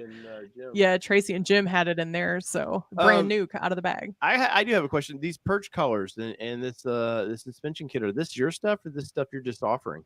No, we make those. Oh, nice. Nice. So I've actually been looking for something just generic right now too. So I may have to order something from you. Yeah, those are something that we started manufacturing a few months ago. Of course, we have our body lift, and we are working on a lot of solutions there because not everybody wants to relocate bumpers. So we are working on a light kit that for an 1.5-inch body lift that'll go in the front and offer really nice light that will look awesome. We're working on extending the plastic piece that can be paintable, that is between the grill and the bumper, different, options for the rear. And then, we'll be putting our body lift on a Raptor here real soon to verify that everything matches up on that as well. So, well, and you have like cool shirts there too. So that's awesome. Yeah. We're trying to add to the swag. So any ideas that people have for swag, we like to have, some fun. I'm good with a little bit edgy. We're thinking about a shirt that says, "Let us fix your rack," so. I don't know, but the black shirt I think is my favorite. Which one? The black one. Let's go Bronco. Let's go Bronco. That's our biggest seller. Everybody loves that. It's a fun tongue-in-cheek. It was never meant to offend anyone, but it's a fun, hey, let's go Bronco. Let's forget about everything else going on in the world and let's go Bronco, right? Yeah, that's awesome. And life's short. Have some fun in life, man. Don't be so uptight. Absolutely. Allie, you got any questions for Mr. Tyler? No. Besides handing him your wallet and saying I need all this stuff. Yeah, that's coming next. So somebody just asked who makes a good body lift. That would be us. Check out our web. We're the only ones that make a body lift. So if you have questions on it, message us. Reach out to me. I'd be glad to answer questions there. Yeah, because body lifts are something I've done many body lift in my life, and it's something the Jeep guys are so scared of because the early CJs and stuff was just made out of this reconditioned metal. It was garbage. Yeah. And the bodies would break off these things because they were just rotting from the factory. And so it's funny, the Jeep guys are scared to death of body lifts because of, a dozen guys in 1980 had issues. Right. Well, and some of those guys in 1980s were doing like 5-6 inches of body lift. Yeah. I wouldn't go more than 3. I don't feel comfortable offering a kit more than 3 because that's too much stress. I will say that we've had our own crash testing, not that we purposely did it, but one of my good friends launched a Bronco off a dune, front end endoed with a 3-inch body lift on it, our 3-inch body lift, and everything held. That's been the biggest thing that people say, well, if you're in a collision, everything's going to come loose. No, it doesn't. If a body lift is designed and built right, it will perfectly hold. What, and a lot of people don't realize the body never sits on the frame anyways. There's always something in front. If the body truly sit on the frame, these vehicles would be so loud, like it would be impossible. You would not want to ride in a vehicle like that. Yeah, it offers. Here's the thing. I did it to offer a good solution without changing the geometry on steering, without changing the geometry on CV axles, which break very easily. Both of them do. And so here's a way to get bigger tires, because bigger tires is really what we're after for look, poke, and clearance. I mean, the tire is the only thing that's going to lift your rear differential up to clear more obstacles. So Right. Well, and Allie, I didn't mean to cut you off. I didn't know if you had anything there. No, you're Well, good. I just brought Allie on to smile because she knows she's about to pay you a lot of money, basically. Yeah. See, and here's the thing. I have a lot of customers that have bought their stuff and have, like, between quality and just how it works, have not been happier. Oh, So. that's awesome. That's good to hear. I mean, that's one thing we strive very, very hard is customer satisfaction. I'm going to knock on wood, but to date, at least not that I'm aware of, do I have an unhappy customer or haven't been able to at least resolve concerns. And that's important to me. So well, and that's the biggest thing. When people have been waiting 2 years for this thing, okay, let's face it, started production in July last year. It's really hard to back a lot of companies just because there's some people, again, just starting, just like your guys' adventure, just getting into the whole either off-roading or the aftermarket side of things. And without doing a ton of your research or having customer feedback, it's super hard to try and back something. Yep. Just with not having that much experience or having these Broncos be on the road long enough. So the fact that I can actually like say, hey, I love this guy's stuff. I've seen it work, not only at Supercell, but like with customers and like videos and everything too. It's just really reassuring of like what you guys are doing. Well, I appreciate that. Yeah, it's that is very important to me, and part of what I love is just the feedback that I get like that. So thank you. That's awesome. Nice. Kelly, you got a question? So Wild Raptor 2023 said, Tyler, we need manual discos ASAP. And that was resounding in the comments. Yeah, working on it for more than one. We're actually going to work on a manual disconnect for the Badlands that has an automatic disconnect too. And here's why. For those that want to be able to completely disconnect, because you get a lot more articulation without the automatic. So, I mean, automatic's great for just a quick disconnect, but it doesn't give you a whole lot of movement. And so what I found is when I pull the sway bar disconnect off completely, then I have more, and of course, more travel equals more, feet on the ground, which gives you more stability. So that is something that we'll be working on for that as well. I'm Gone in 60 says, Tyler, are you doing installs at your shop? No, I don't have a shop. So I work with people local and different friends that come in. I'll say, hey, bring it to my garage. I have no problem. And I'm Gone in 60. I know him. He's here local in the area. Yeah, hit me up. I'm more than happy to, we can get together, put some parts on for you when I have, time available. I don't plan on going into the shop business. There's a lot of shops out there, and that's not what I want to do. I want to stay in the R&D, the manufacturing, and the distribution, and really working with getting these products out there. And if I concentrate on a shop, I won't be able to do both. So yeah, you can only spread so thin for sure. Jonathan Fald says, how do you feel about wheel spacers? Well, so hey, honest opinion. So wheel spacers are a great solution. If you want to keep the stock wheels, because here, let me tell you, a lot of people are throwing those stock wheels out to upgrade, and that's fine if you don't like the look. I personally like the look of the stock wheels. Us too. And I think they are extremely well built. If you do research on what these OEM companies have to do for safety and all that, and how much better built the OEM wheels are as opposed to maybe some of the aftermarkets. But with that, it's got a positive 44 offset, which means everything sits in quite far. And so you go to put a bigger tire on, you're going to hit upper control arm, you're going to rub stuff. And so you need a little extra poke.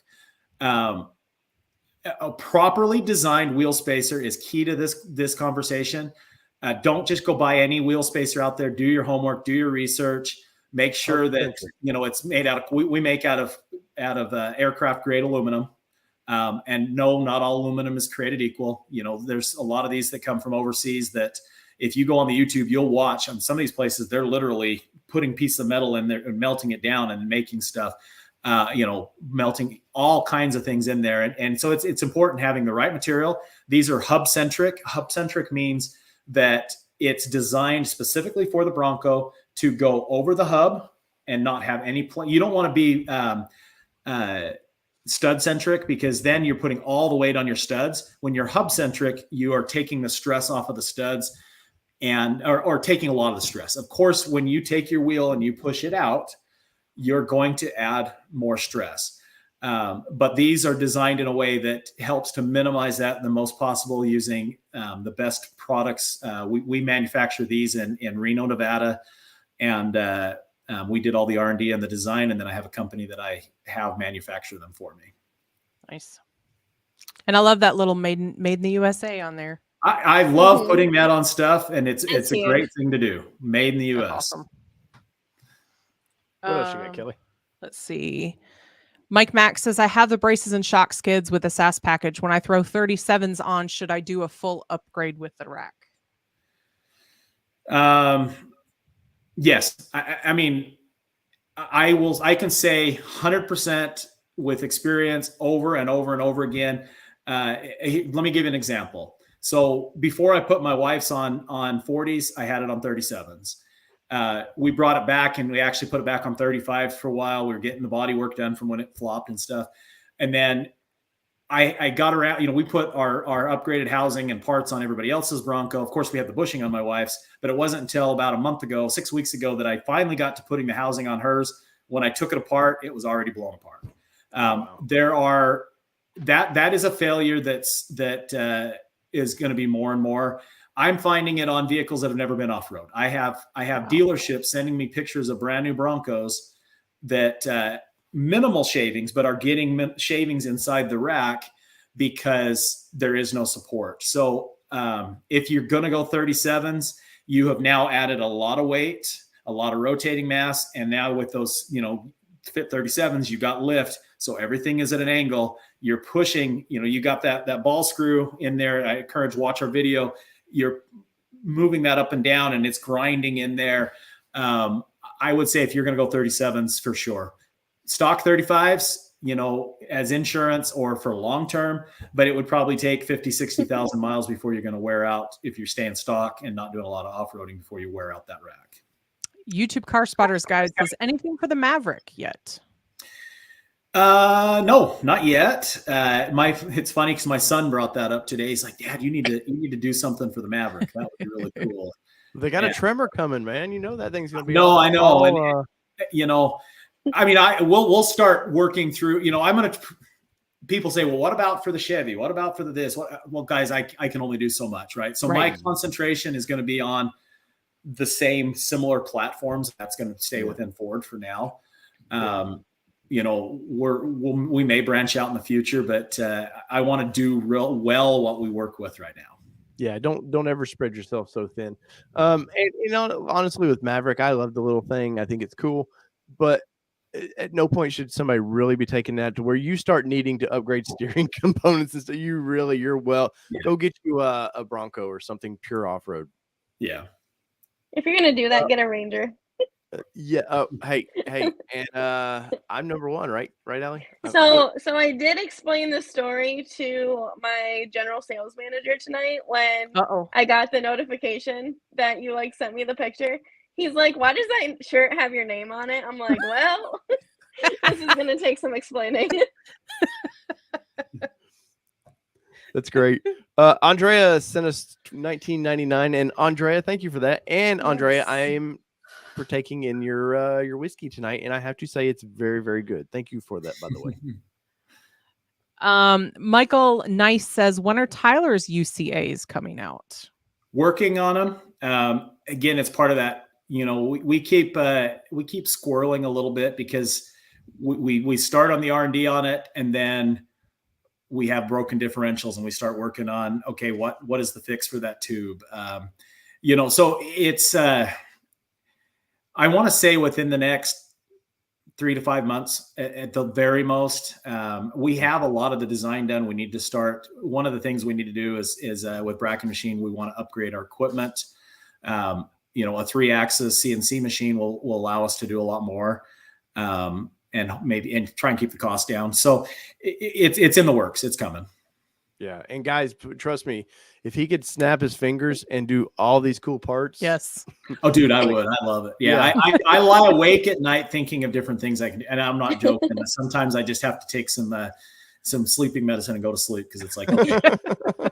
I will say though, the fact that you're doing stuff for like baby Bronco, the Bronco Sport, I think so many people will be excited about that because no one's touching baby Bronco. Well, it's my understanding that for every one full-size Bronco, they're building 3 baby Broncos, And I shouldn't say baby Bronco, but the Bronco Sport, and from what I understand, they are just incredible little vehicles for what they are. And so, yeah, I'm excited. We did have one in Michigan at the event that we had a couple of weeks ago. And he was more bummed out that more sports weren't there, but I don't think a lot of sports felt like they could just because it was so taken over by the bigger Broncos. Yeah. But he was going over obstacles like no one's business. So yeah, that he didn't was let cool. it slow him down. Yeah. No. The OG Hudat says, new to channel, just got my Bronco a month ago. What does Tyler think of the Icon Stage 8 kit? So one of the things that I'm very careful on before I recommend something is I want to try it myself. I don't know. I haven't tried it. I can only go back by feedback of other people. I know that they're selling a lot. I think that Icon makes some good products. I've been leery just based on the price, but hey, you know what? Price is you get what you pay for. I'm a big believer in that. Right now, I would have to say we've been contacted by Icon. We're working with them. I want to get some in my hands. I want to put some on one of our vehicles. I'm running rad flows, and I say I absolutely love those. My ride quality is incredible with the rad flows. But before I tell you that I'm a big fan of the Icon, I want to get one on a set, which is on my list. It's just I got to. And that the Stage 8 is like $10,000 too, right? Yeah. Okay. So is that the drop bracket kit? I don't know what's all included. I don't know if anybody in the comments knows and could say, but I just know that for me on suspension, especially to go from what I think is pretty good on a stock vehicle suspension on a Sasquatch to pull that off and to spend $10,000, I have a little bit of a hard time. That's me personally. But because I think that money could be put in my mind to better use, right? What is the purpose? Is it going to give you that much more flex? A little tidbit of information. We did at a Supercell West in Colorado. A few of the 6th gen Broncos did the flex ramp. How far can you get up the ramp before you start lifting a tire? I was still with Bronc Buster 40-inch tires, which 40-inch tires gives me a little bit of an advantage. Was still on the stock suspension at that time. And Icon went up with I think there's one of their stage whatever kits, and I was able to I got more flex out of my Bronco than they did. So again, I want to be very careful. I'm not talking. I think that they make good products. I think that they're a great company, and I just want to make sure before I start saying I'm a big believer in the Icon product. I need to try it myself. No, and we're very big on that ourselves here. Like if I've not put my hands on their product, I'm probably not going to say much about it because you don't know. And now Icon is that's a Southern California brand, or is that the Vegas one? I get the two mixed up, but it's an iconic brand. I mean, it really is iconic brand. Yes, iconic. But I mean, so they're not going to do anything. But you start getting, for me, I'm an off-road guy. I'm not a guy that wants to build the thing just to not take it off-road. And you start getting into some of those where it's drop bracket kits and some of that stuff. You're not doing yourself any favor other than just looking like you're a monster Bronco. Like you're not. It's not helping. You're I guess losing clearance. Yeah. But so for me, like once you start getting past maybe a 3-inch lift for me, I'm don't know what much you're doing for it. But I don't have the monster Yeah, well, and I'll tell people, I think 37s is the sweet spot for the tire on a Bronco. I think you can do a lot of stuff. I mean, 35s is great too. But if you're going to go bigger tire, 37, 38, we can help you get to 40s. We figured that all out. And I will say 100%, the only way you're going to get to 40s and wheel it is a combination of a body lift and a suspension lift. There's just no, and trimming and cutting. So you want to be prepared for that for sure. Randy Hughes says, question, you say to protect the rack with 35s. Does this include factory SAS 35s? So I would, and I'm going to go by my Bronco. I get a new Bronco in, my wife's going to drive it and, she wants to put 35s. I would do the bushing. If nothing else, if I don't plan on wheeling, whatever, I would do the bushing. And here's why. I've seen firsthand. I'm not sure if I think we had Terry Bresser on here earlier, and he's the guy that could attest to that if he's still on here. But went out wheeling with him, broke that part that, the slack adjuster on the steering rack. He said, "Hey, my steering feels weird. I can't get it to engage." I said, "I'll back off the obstacle. You'll want to trailer that home." He ended up driving home and got, 5 miles down the road, lost all steering and went into the ditch. Okay. Luckily we were in a rural area. Luckily there was nobody else to hit. So the chances of breaking that just driving down the road on stock 35s, I think is very minimal. Could you break it with 37s and hitting a curb real hard in the mall parking lot? Absolutely. I mean, has it happened yet? Not that I know of, but is it possible? Yes, because I know the dynamics of what causes it. So to answer that question, no, I'm not telling everybody to go out and just upgrade your steering rack and, and buy all my parts. It's, I try and educate and let people make decisions based on what my experience is. All right. Bronco 78 says, does a stock Badlands non-Sasquatch 33-inch wheel have the same offset as a Badlands Sasquatch 35-inch in wheel? Does anybody else know a little narrower? Yeah. A little narrower wheel, but I'm sure the spacing is the same or close. Yeah, it's a little narrower. I think the spacing is close, but I know it's definitely. Allie, can you run out to your garage real quick and just pull that wheel off and check it for us? Yeah, that's parked outside, not happening. No, I think it's still degrees here. close. I think it's pretty close to a positive 44 offset as well. Don't quote me 100%. I'd have to go look, but I'm pretty sure that's where they're at. It seemed like a lot of factory backspacing is like a 5 to 5.5 backspacing. I always get when they start getting into the millimeters versus like backspacing in itself is a nightmare to understand, or it is for me. And I always see it in forums. People never understand it. So there's a lot of calculators out there. So if you're looking for wheels, I definitely would pull those little calculators out and find a trusted tire place. Don't just go to any Yahoo. Like, I mean, I love discount tires, but for wheels, I would never trust the guys they can sell me a tire because I'm pretty much already sold myself, but I don't want wheels from those guys. Yeah. Wild Raptor says it's a plus 30 versus a plus 55 offset. Okay. Perfect. Thank you. Thank you. And guys, a couple more questions. Tyler's been overly kind to, we told him we might do 20 to 30 minutes with him. And we're almost 2 hours in. And Walter said, Tyler, you didn't remind me. I'm sorry, Walter. So Walter's another one of our good friends. He runs the group in Nevada with the Sin City Bronco group. Very active.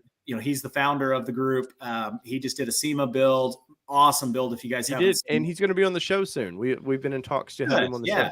And he's a big help in helping me with sponsors for our events. So he was a big help on our event in Idaho. He's going to be a big help on our one here in Texas. So shout out to Walter. He's a guy too. Oh, very cool. He likes Alan. A couple more questions. Kelly, did you see anything else in there before we not unless you have something starred in there. I haven't looked. You're the producer on this one. Everybody remember that. Just remember that. Just saying. So when does your travel schedule kick in? Is it Johnson Valley time? Is that when it's going to kick back in?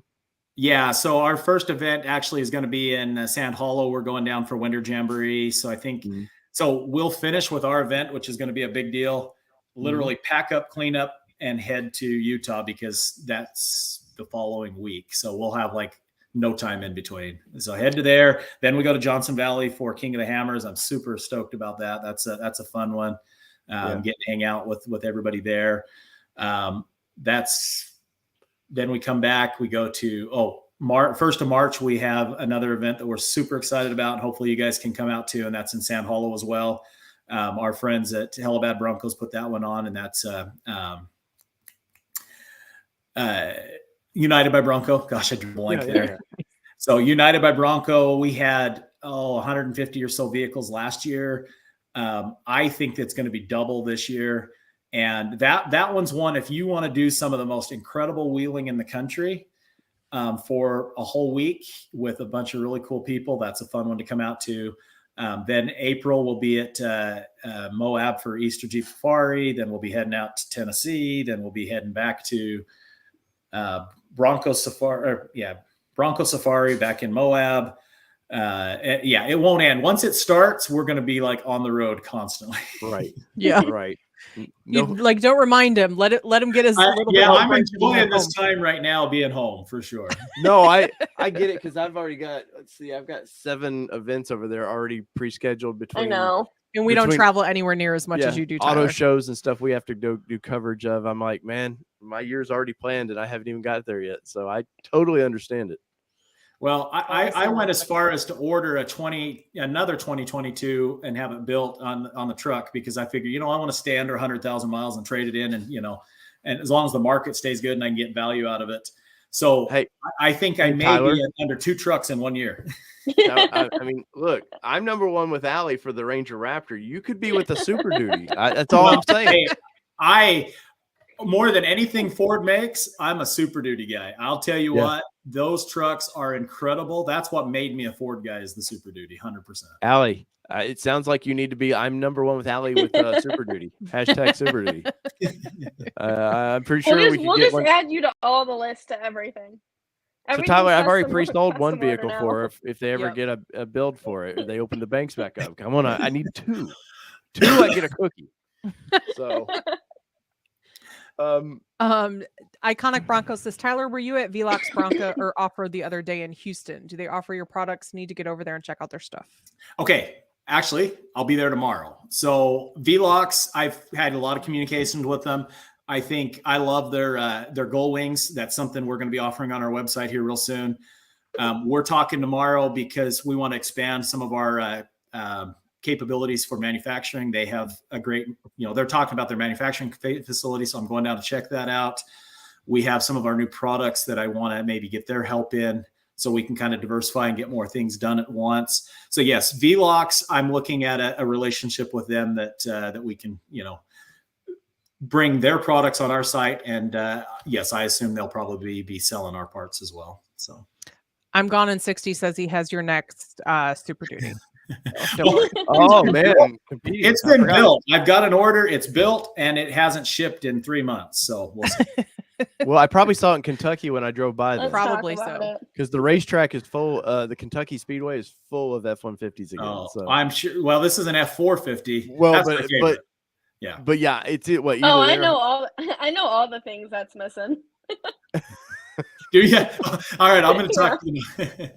They keep pushing my delivery date, so that's all right. I can put a few more miles on this one before I trade her in. So right, nice. Well, Tyler, I appreciate you. Seriously, yes. I appreciate you being on for so long because once again, guys, I told him I was like 20 minutes or so.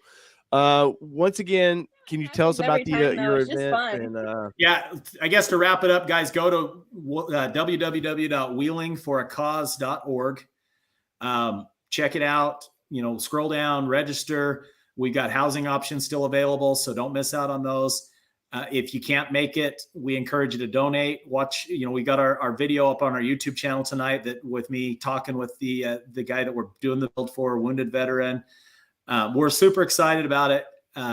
We're super excited about the Bronco community, the off-road community, their support. And really more than anything, we just hope to be able to meet you guys out on the trails. So awesome. Are you guys trying to do any kind of raffle or anything for the Yes, we are going to do. I think we have raffle tickets. The ability, yeah. So on the registration, you can buy raffle tickets. We're going to have a lot of vendors there, vendor booth set up. They're going to be donating stuff that will go to the raffle, and so I'm gonna make sure that the raffle is done in a way that people can participate without being there. So Right. we feel like this Bronco community that we're part of is nationwide, and we understand not everybody can pack up and go to Texas this winter, but we're hoping to do things, like we want to do a live stream. Maybe if you guys come out, I'll have you do the live stream for me. Just saying, we I'm know how not to do good at these live things. streams, but you guys are great at it. But no, we want to do a live stream of when we do the reveal of the build to our wounded vet, and that would be a great time for that. So. Well, definitely, Countess, we're going to send you something for your raffle. So Sweet. We like to any way we can. We're not a big mover here just yet, but we'll definitely send out. I think we like to send out ARB chairs. Their camping chairs are really typically nice, that's what we send. All right. So maybe we appreciate that, and any support we can get. This is far beyond what I can do, or Doug Drager in our office, and he's working full time on this. Literally, this is a full time job for him, and he's been amazing at it. Organizing this website, pulling off this website in a short amount of time, and getting all the nuts and bolts and pieces. And he can't do it. I can't do it. Amy can't do it. Tal and Austin, we all need your guys' help for sure. Yeah, for definitely. Guys, go out there. Tyler is a made man in my jungle. He convinced me a long time ago that he wasn't full of BS, and he's an honest dude to deal with, and I've always appreciated talking to you, Tyler. Also, if you need some parts, it looks like his website's full of some Christmas gifts. So it's all I'm gonna say. And we're still through tonight, 25% off of our stuff and 10% off of our partner stuff. Which, I mean, if somebody's wanting to upgrade their differential, Allie's going to the website right now. Come on, Allie. I've been on the website all night. Thanks, guys. Busted. Well, Tyler, we greatly appreciate you. Definitely want to talk to you after the event to see how it went and how we can all help you going forward. Thank you, guys. And another thing, if people just share our videos about the event, share the registration, talk to friends, because I totally get it. Not everybody can donate, not everybody can participate, but everybody can help get the word out for sure. Literally hitting the share button on a Facebook page means a lot. Trust me, when I tell you guys to hit the like button for me, that does a lot for us. Just sharing the info can, you never know who will show up. So going and watching our video, liking and sharing it tonight that we just released today help, because the YouTube algorithm is, this, the more traction at the beginning and the more grassroots traction it gets, it's going to push it out to a lot more people. And that's what we want to do is we can benefit more than just this one guy, TJ. I think we can benefit a lot of people, but we need everybody's help and support.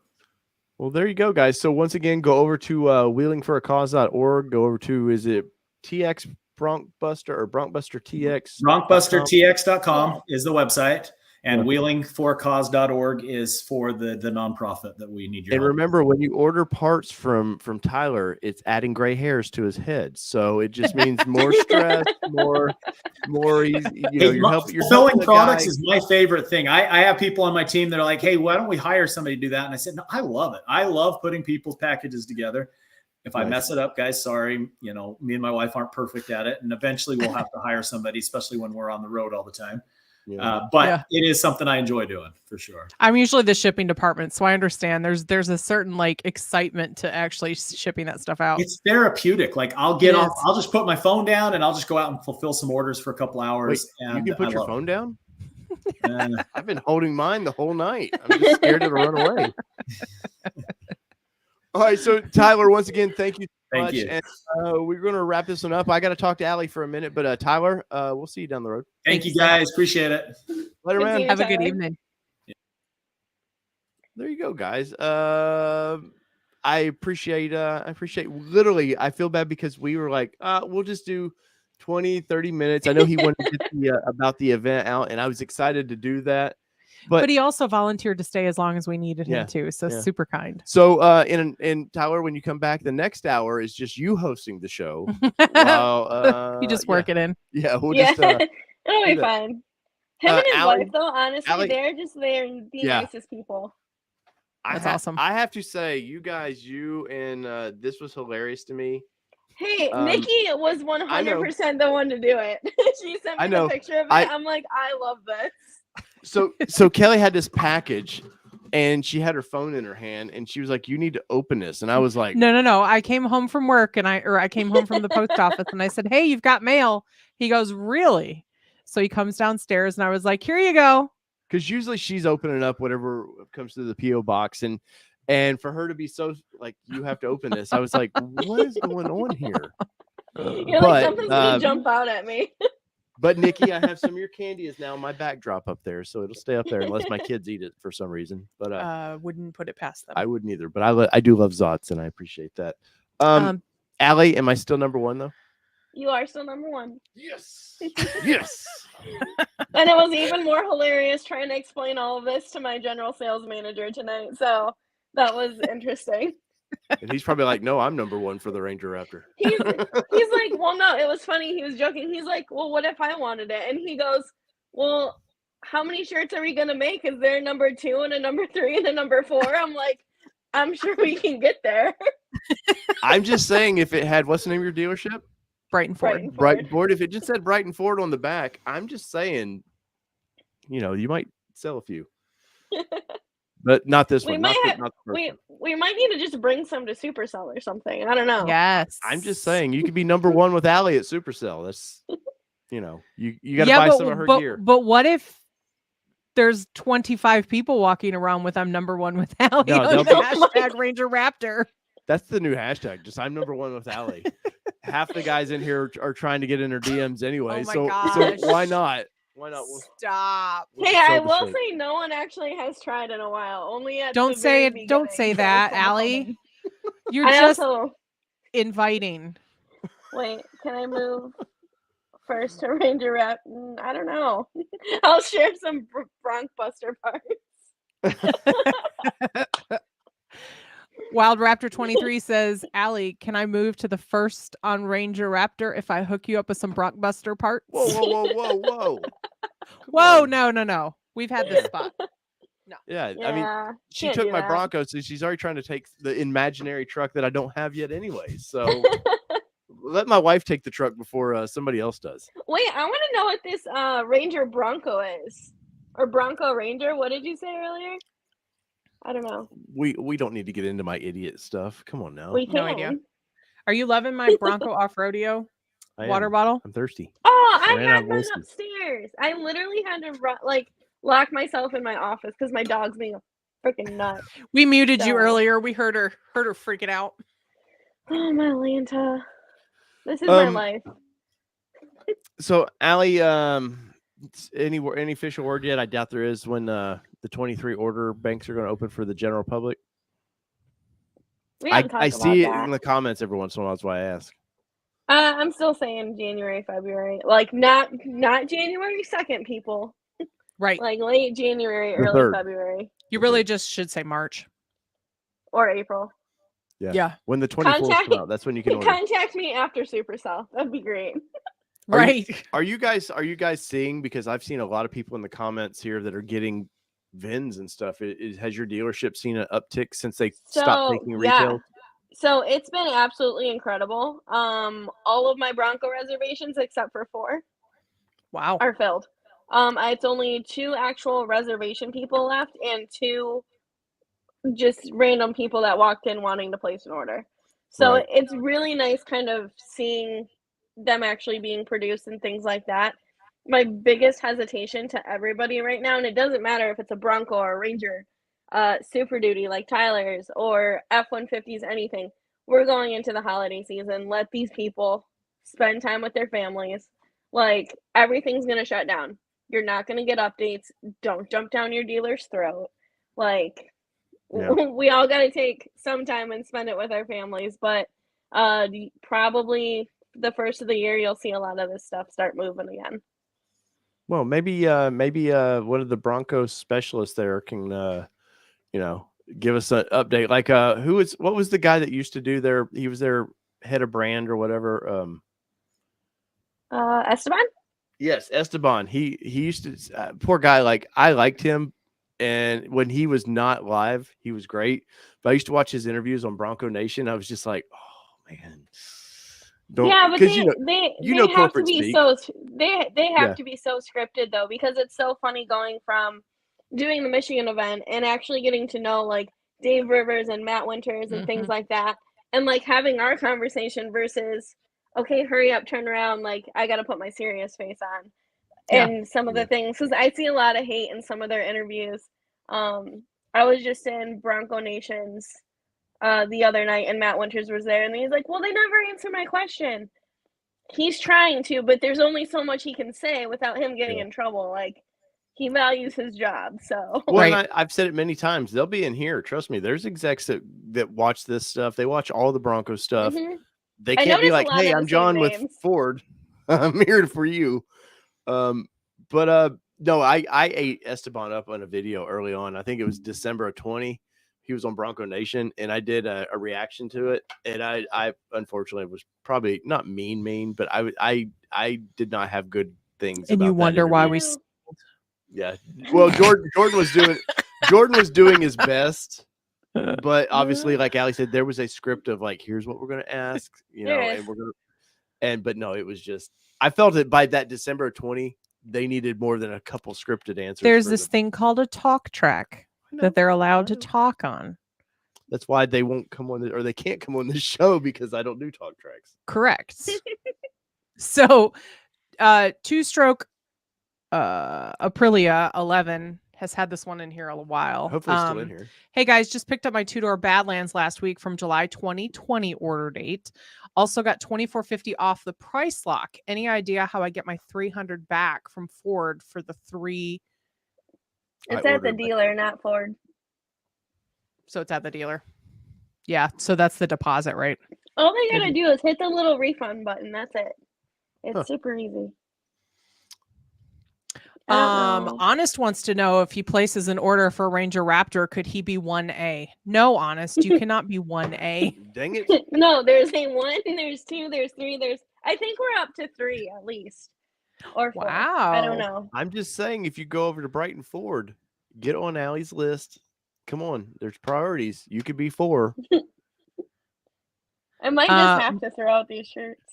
No, right. but if you keep hearing it here and you say you heard it on this, maybe I get that actual number 1 spot. You're right. Keep going over there, please. Michael Rivas says, can Allie speak on rebates or price protection on the 23 order from reservation 21? Yes and no.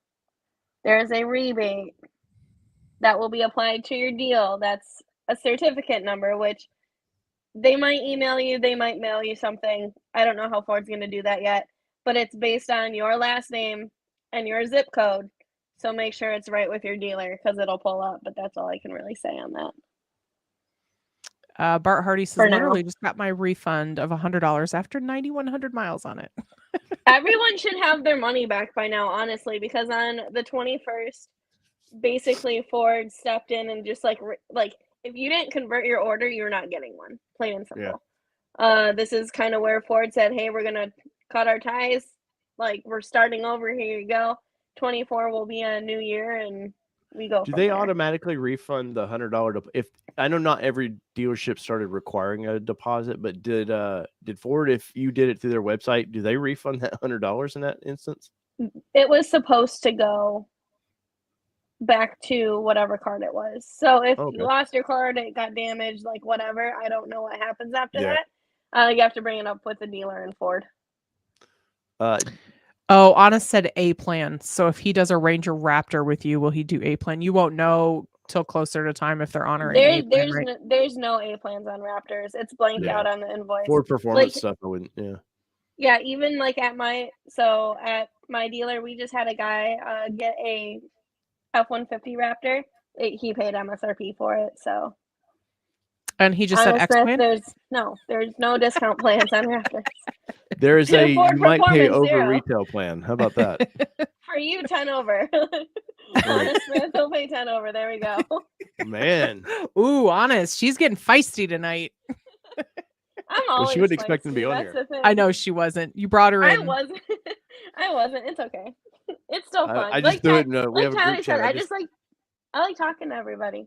That's it. Oh no, we appreciate you being on here. Let's see. Jason says, I saw Allie last week at Brighton Ford. He did. Thank you. He brought his truck in. Nice. He was on his way to a football game and it broke down. Oops. But it's Let's fixed not now, talk about so we're football good. games, Allie. Let's not talk about football games. Yes. I didn't say what football game it Yes. was, and it wasn't that football game. It was the week prior. But I do have to say, our team Go Big kicked Blue. your ass. No, it was not an ass kicking till the last 10 minutes of the Yes. game. Then So it you guys became an gave ass up. beating. No, I can. If it was the other way around, you would have called it an ass whooping. Why do I have two females on the show suddenly? Like I'm good. You I did, see. I pinned myself in a because- corner here. Yeah, you did. You No, do this all the time. we lost. We lost. You guys beat us. Okay, you I know, will say, so you reacted to one of my videos that I posted on, I think it was my Facebook. Those Ohio State kids posted that like hours before the game started. I'm like, yeah. you totally jinxed yourself, you idiot. No, but Michigan. I still thought it was sucks, by the great. way. Hey, no. Go Buckeyes. You know what would be funny though? Go There Blue. is a weird chance that we could actually play you guys in the. There is. So that would be hilarious. I think it'd be great if we could lose have a again. rematch. hell yeah, and then you'd lose again. All I know is my Bengals won yesterday, and that means more to me. I love the Buckeyes, but I'm a NFL guy. So you girls got Detroit, so you've never understood what winning's like. So I'm just learning what it's like. Ouch. I'm just learning what winning's like. So We were pretty vocal Wow. on Thanksgiving Day. Thank you very much. We really almost thought we were going to come out with that win. I was excited for Detroit. That was a good game. It was close. All right, back to NFL Nation. I love Nikki's hearts. Yes, blue and gold hearts.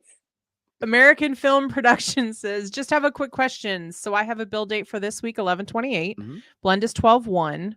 What do you guys think the delivery window for SoCal? It's rail. So it really February. So- if you go straight from March. if you go April. straight from rail to the rail yard, it can get there pretty quickly, but then it might sit there for a truck. So ours was actually assembled 10/28 of 21, and one of our viewers, Simple Beauty, 3,000. She was like 100 trucks behind ours, and she got hers after it was built, like 3 days after it was built, and she lived in LA. But that was also before a lot of No, the trucking delays. No, but I'm just saying there's no rhyme to reason why somebody in LA got theirs before. I'm 500 miles from MAP. Now mine was not rail, mine was convoy. But it's there's no rhyme to reason. I see this a lot, Allie, in people ask this all the time. Hey, American Film, I'm not picking on you by any means. I just see this question a lot in forums. I wish there was a formula that you could go, okay, there's a 2-week window. But unfortunately, because I'm so used to Amazon, I get why these questions come up, because I'm like, my package isn't here today. They said it was going to be here by 6:00. It's 6:01. Why is it not here? I don't own vehicles. I don't understand it. Allie, is there any rhyme to reason? No. So, okay. Jeff Trapp from Jeff's Bronco Graveyard, he has a 2-door Badlands, and I have a 4-door. Ours were actually built on the line at the same time. Mhm. His was delivered 2 months before mine. So, Wow. oh yeah, I was super salty about that. I tell him that now.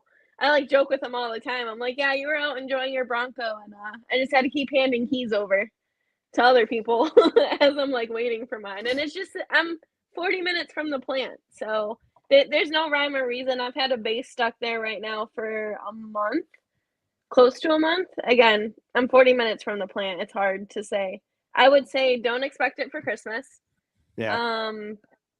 I want to tell you January or February, but I don't know what restraints there are right now.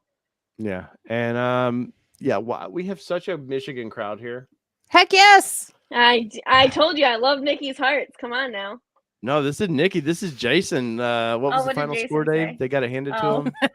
Okay, here's no, the thing. that's the Okay, thing with hold football. on. Uh-oh. So Ohio had the best defense in the first half of the game. And then I don't know what happened. And then after the third, they just kind of gave up.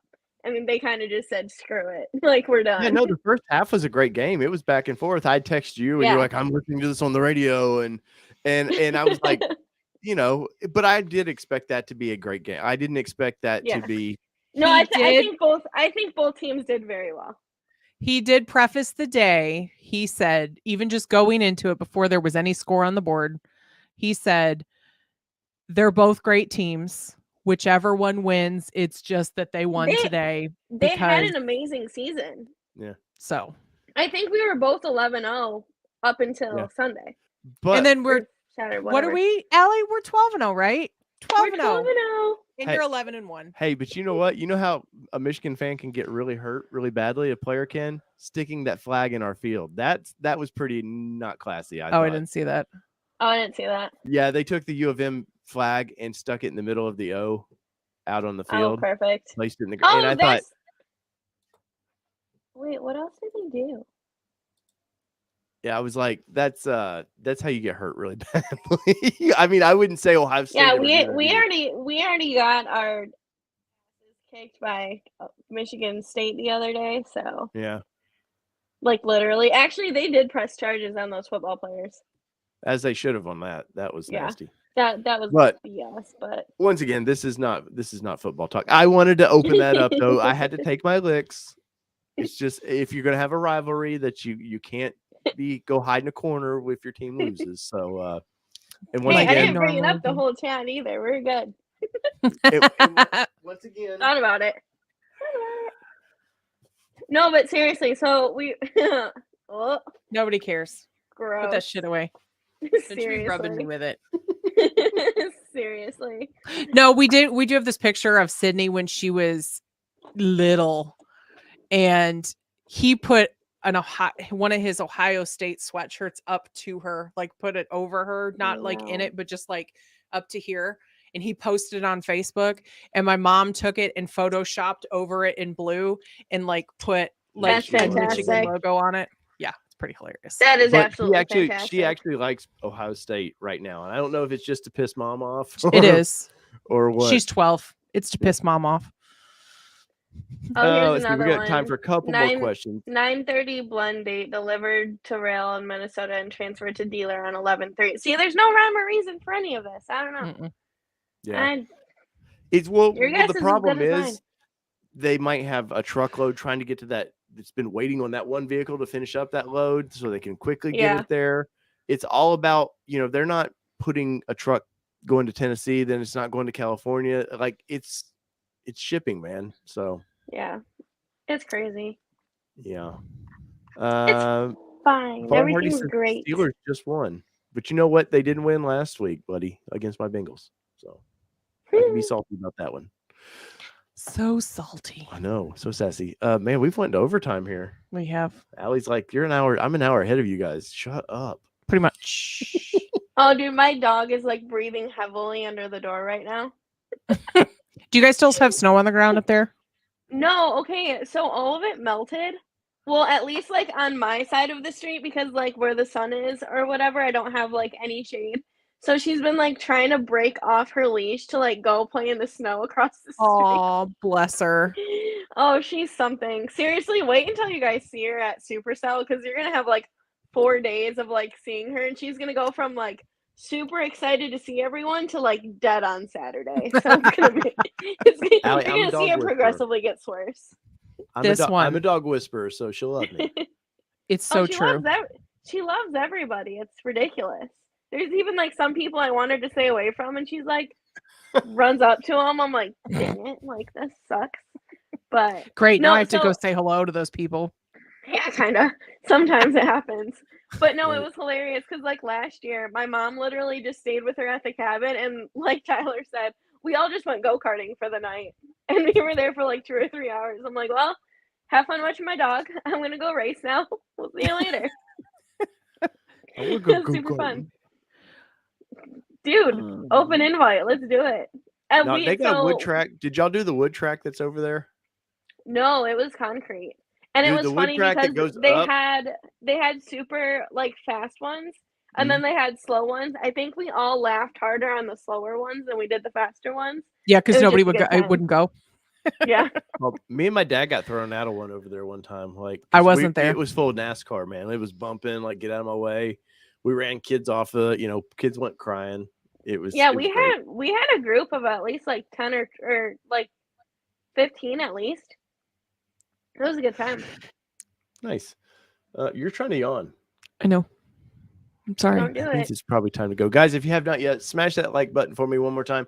Thank you for the couple super chats we've got tonight. They mean a lot to me, so we greatly appreciate that. Somebody asked what kind of tires we got. We Oh, got yeah. BF Goodrich.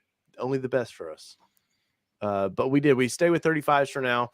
I hadn't figured out what I wanted to do for a lift just yet. And so Tyler's I think I'm doing I think I'm doing Bronc Buster, so I was about to say he's got that the above the hat spacer, the top hat spacers that I kind of like, that 1.5 inches that I may just do temporarily. And we'll eventually go 37s, but until we put a lift, there's no reason to try to go 37s. But KM3s, I really like them. Kelly was skeptical at first. That's because I've been a KO2 girl. Well, you like the look. They kind of makes it look like a little monster truck. I do. I like the look of them. They are a bit more aggressive. They're definitely a little wider. And they're honestly, they ride differently than the Bronco ones do, the ones that came on it, because I was actually weirdly, I was backing out of a parking spot at the mall this weekend, and like it seemed even smoother backing out. Like it felt like you had more power, which I know it sounds weird, but it just like was smoother backing out. You didn't have to give it as much to back out. It's because you were probably in Baja mode. I was not in Baja mode. I've only done that twice. only. She didn't want to mess with Baja mode, and I was like, you can put it in 2-wheel drive in Baja mode, and you still get the fun. And and then she's like, I was going down the highway. It's like, do not go down the highway in Baja mode. It's just like, why'd you just put this on video? Now everybody knows. Nobody knows. Nobody's listening by now. Fun of you. I did nothing. I can beep that out. How about that? I did nothing. There you go. But I did try to get our daughter's reaction when I did it. And I was like, watch this. And she's all like, yeah, Mom. And I was like, isn't that cool? She's like, yeah, it goes faster. And I was like, you are no fun to try to do a video with. She's like, I told you I don't want to be on your channel. Okay. Yeah, suddenly our daughter wanted to be on her. Now she doesn't want to be on our channel. Yeah. And you know why? That's her age. She doesn't want to follow in our footsteps, or she doesn't want to. She didn't want to be ride our coattails. That, and she goes, I don't want to be recognized. And I was like, I don't think people watching this channel are going to recognize you. Don't worry. Like, you'll be okay. Don't worry. Yeah. But Allie, anything for you? Got to go? Anything you're promoting? Anything? No, not yet. Not till next year. I'll start bugging you guys again next year for like Bronco Motor City Fest and all that stuff. Well, we can't come to Woodward, but yeah, we can't come to Woodward. We're going to the cool kid. We're going to the cool kids Bronco meet. Well, that just means you got to come up for Bronco Fest. So. And when is that? May 20th. That's when we're supposed to be going to. I think we're supposed to go to Moab, maybe. Yeah, we're trying to get to Moab this year. We'll see. We're definitely coming up for the dunes, but I don't want to come up for the takeover, because I want to just go up with a few friends, and obviously you come over or whatever, and just a small fun meetup. I love the dunes. I'm addicted. I'm addicted to all this stuff now. It's bad. I never went to the dunes ever. When living up there, I didn't until this year. So I think I went when I was younger once with my all of the cousins, like our grandparents took us. I don't remember that. So the fact that I was able to go, and like Jeff from Bronco Graveyard was great. The first day we were there, he took us out before like the big meetup started, so like I knew what to expect. But it's so fun. It's so big. Like even if it is packed, you don't run into too many issues, so it's nice. That's awesome. So hold on, there was YouTube Car Spotters Guide. Thank you for the super chat for Rebecca earlier. I was starting to say it and then we got distracted talking, so yes, thank you. Like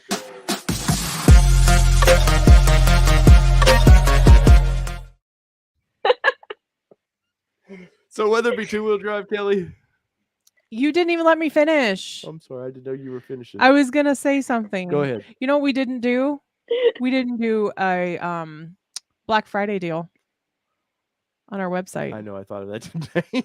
We're horrible. So guess what? We will do a after Black Friday deal. Yep. And I'll put it out on one day only. How about Wednesday? That gives you time. Yeah, because look for it on the socials. Yes. Super cheap shirts. And help us get rid of some shirts. How about that? Yes. Let me please get through our inventory here. So whether it be two-wheel drive, four-wheel drive, it only matters what you drive when you're watching Bronco Talk Live here on All Terrain Nation. Peace, everybody. Love y'all. See ya.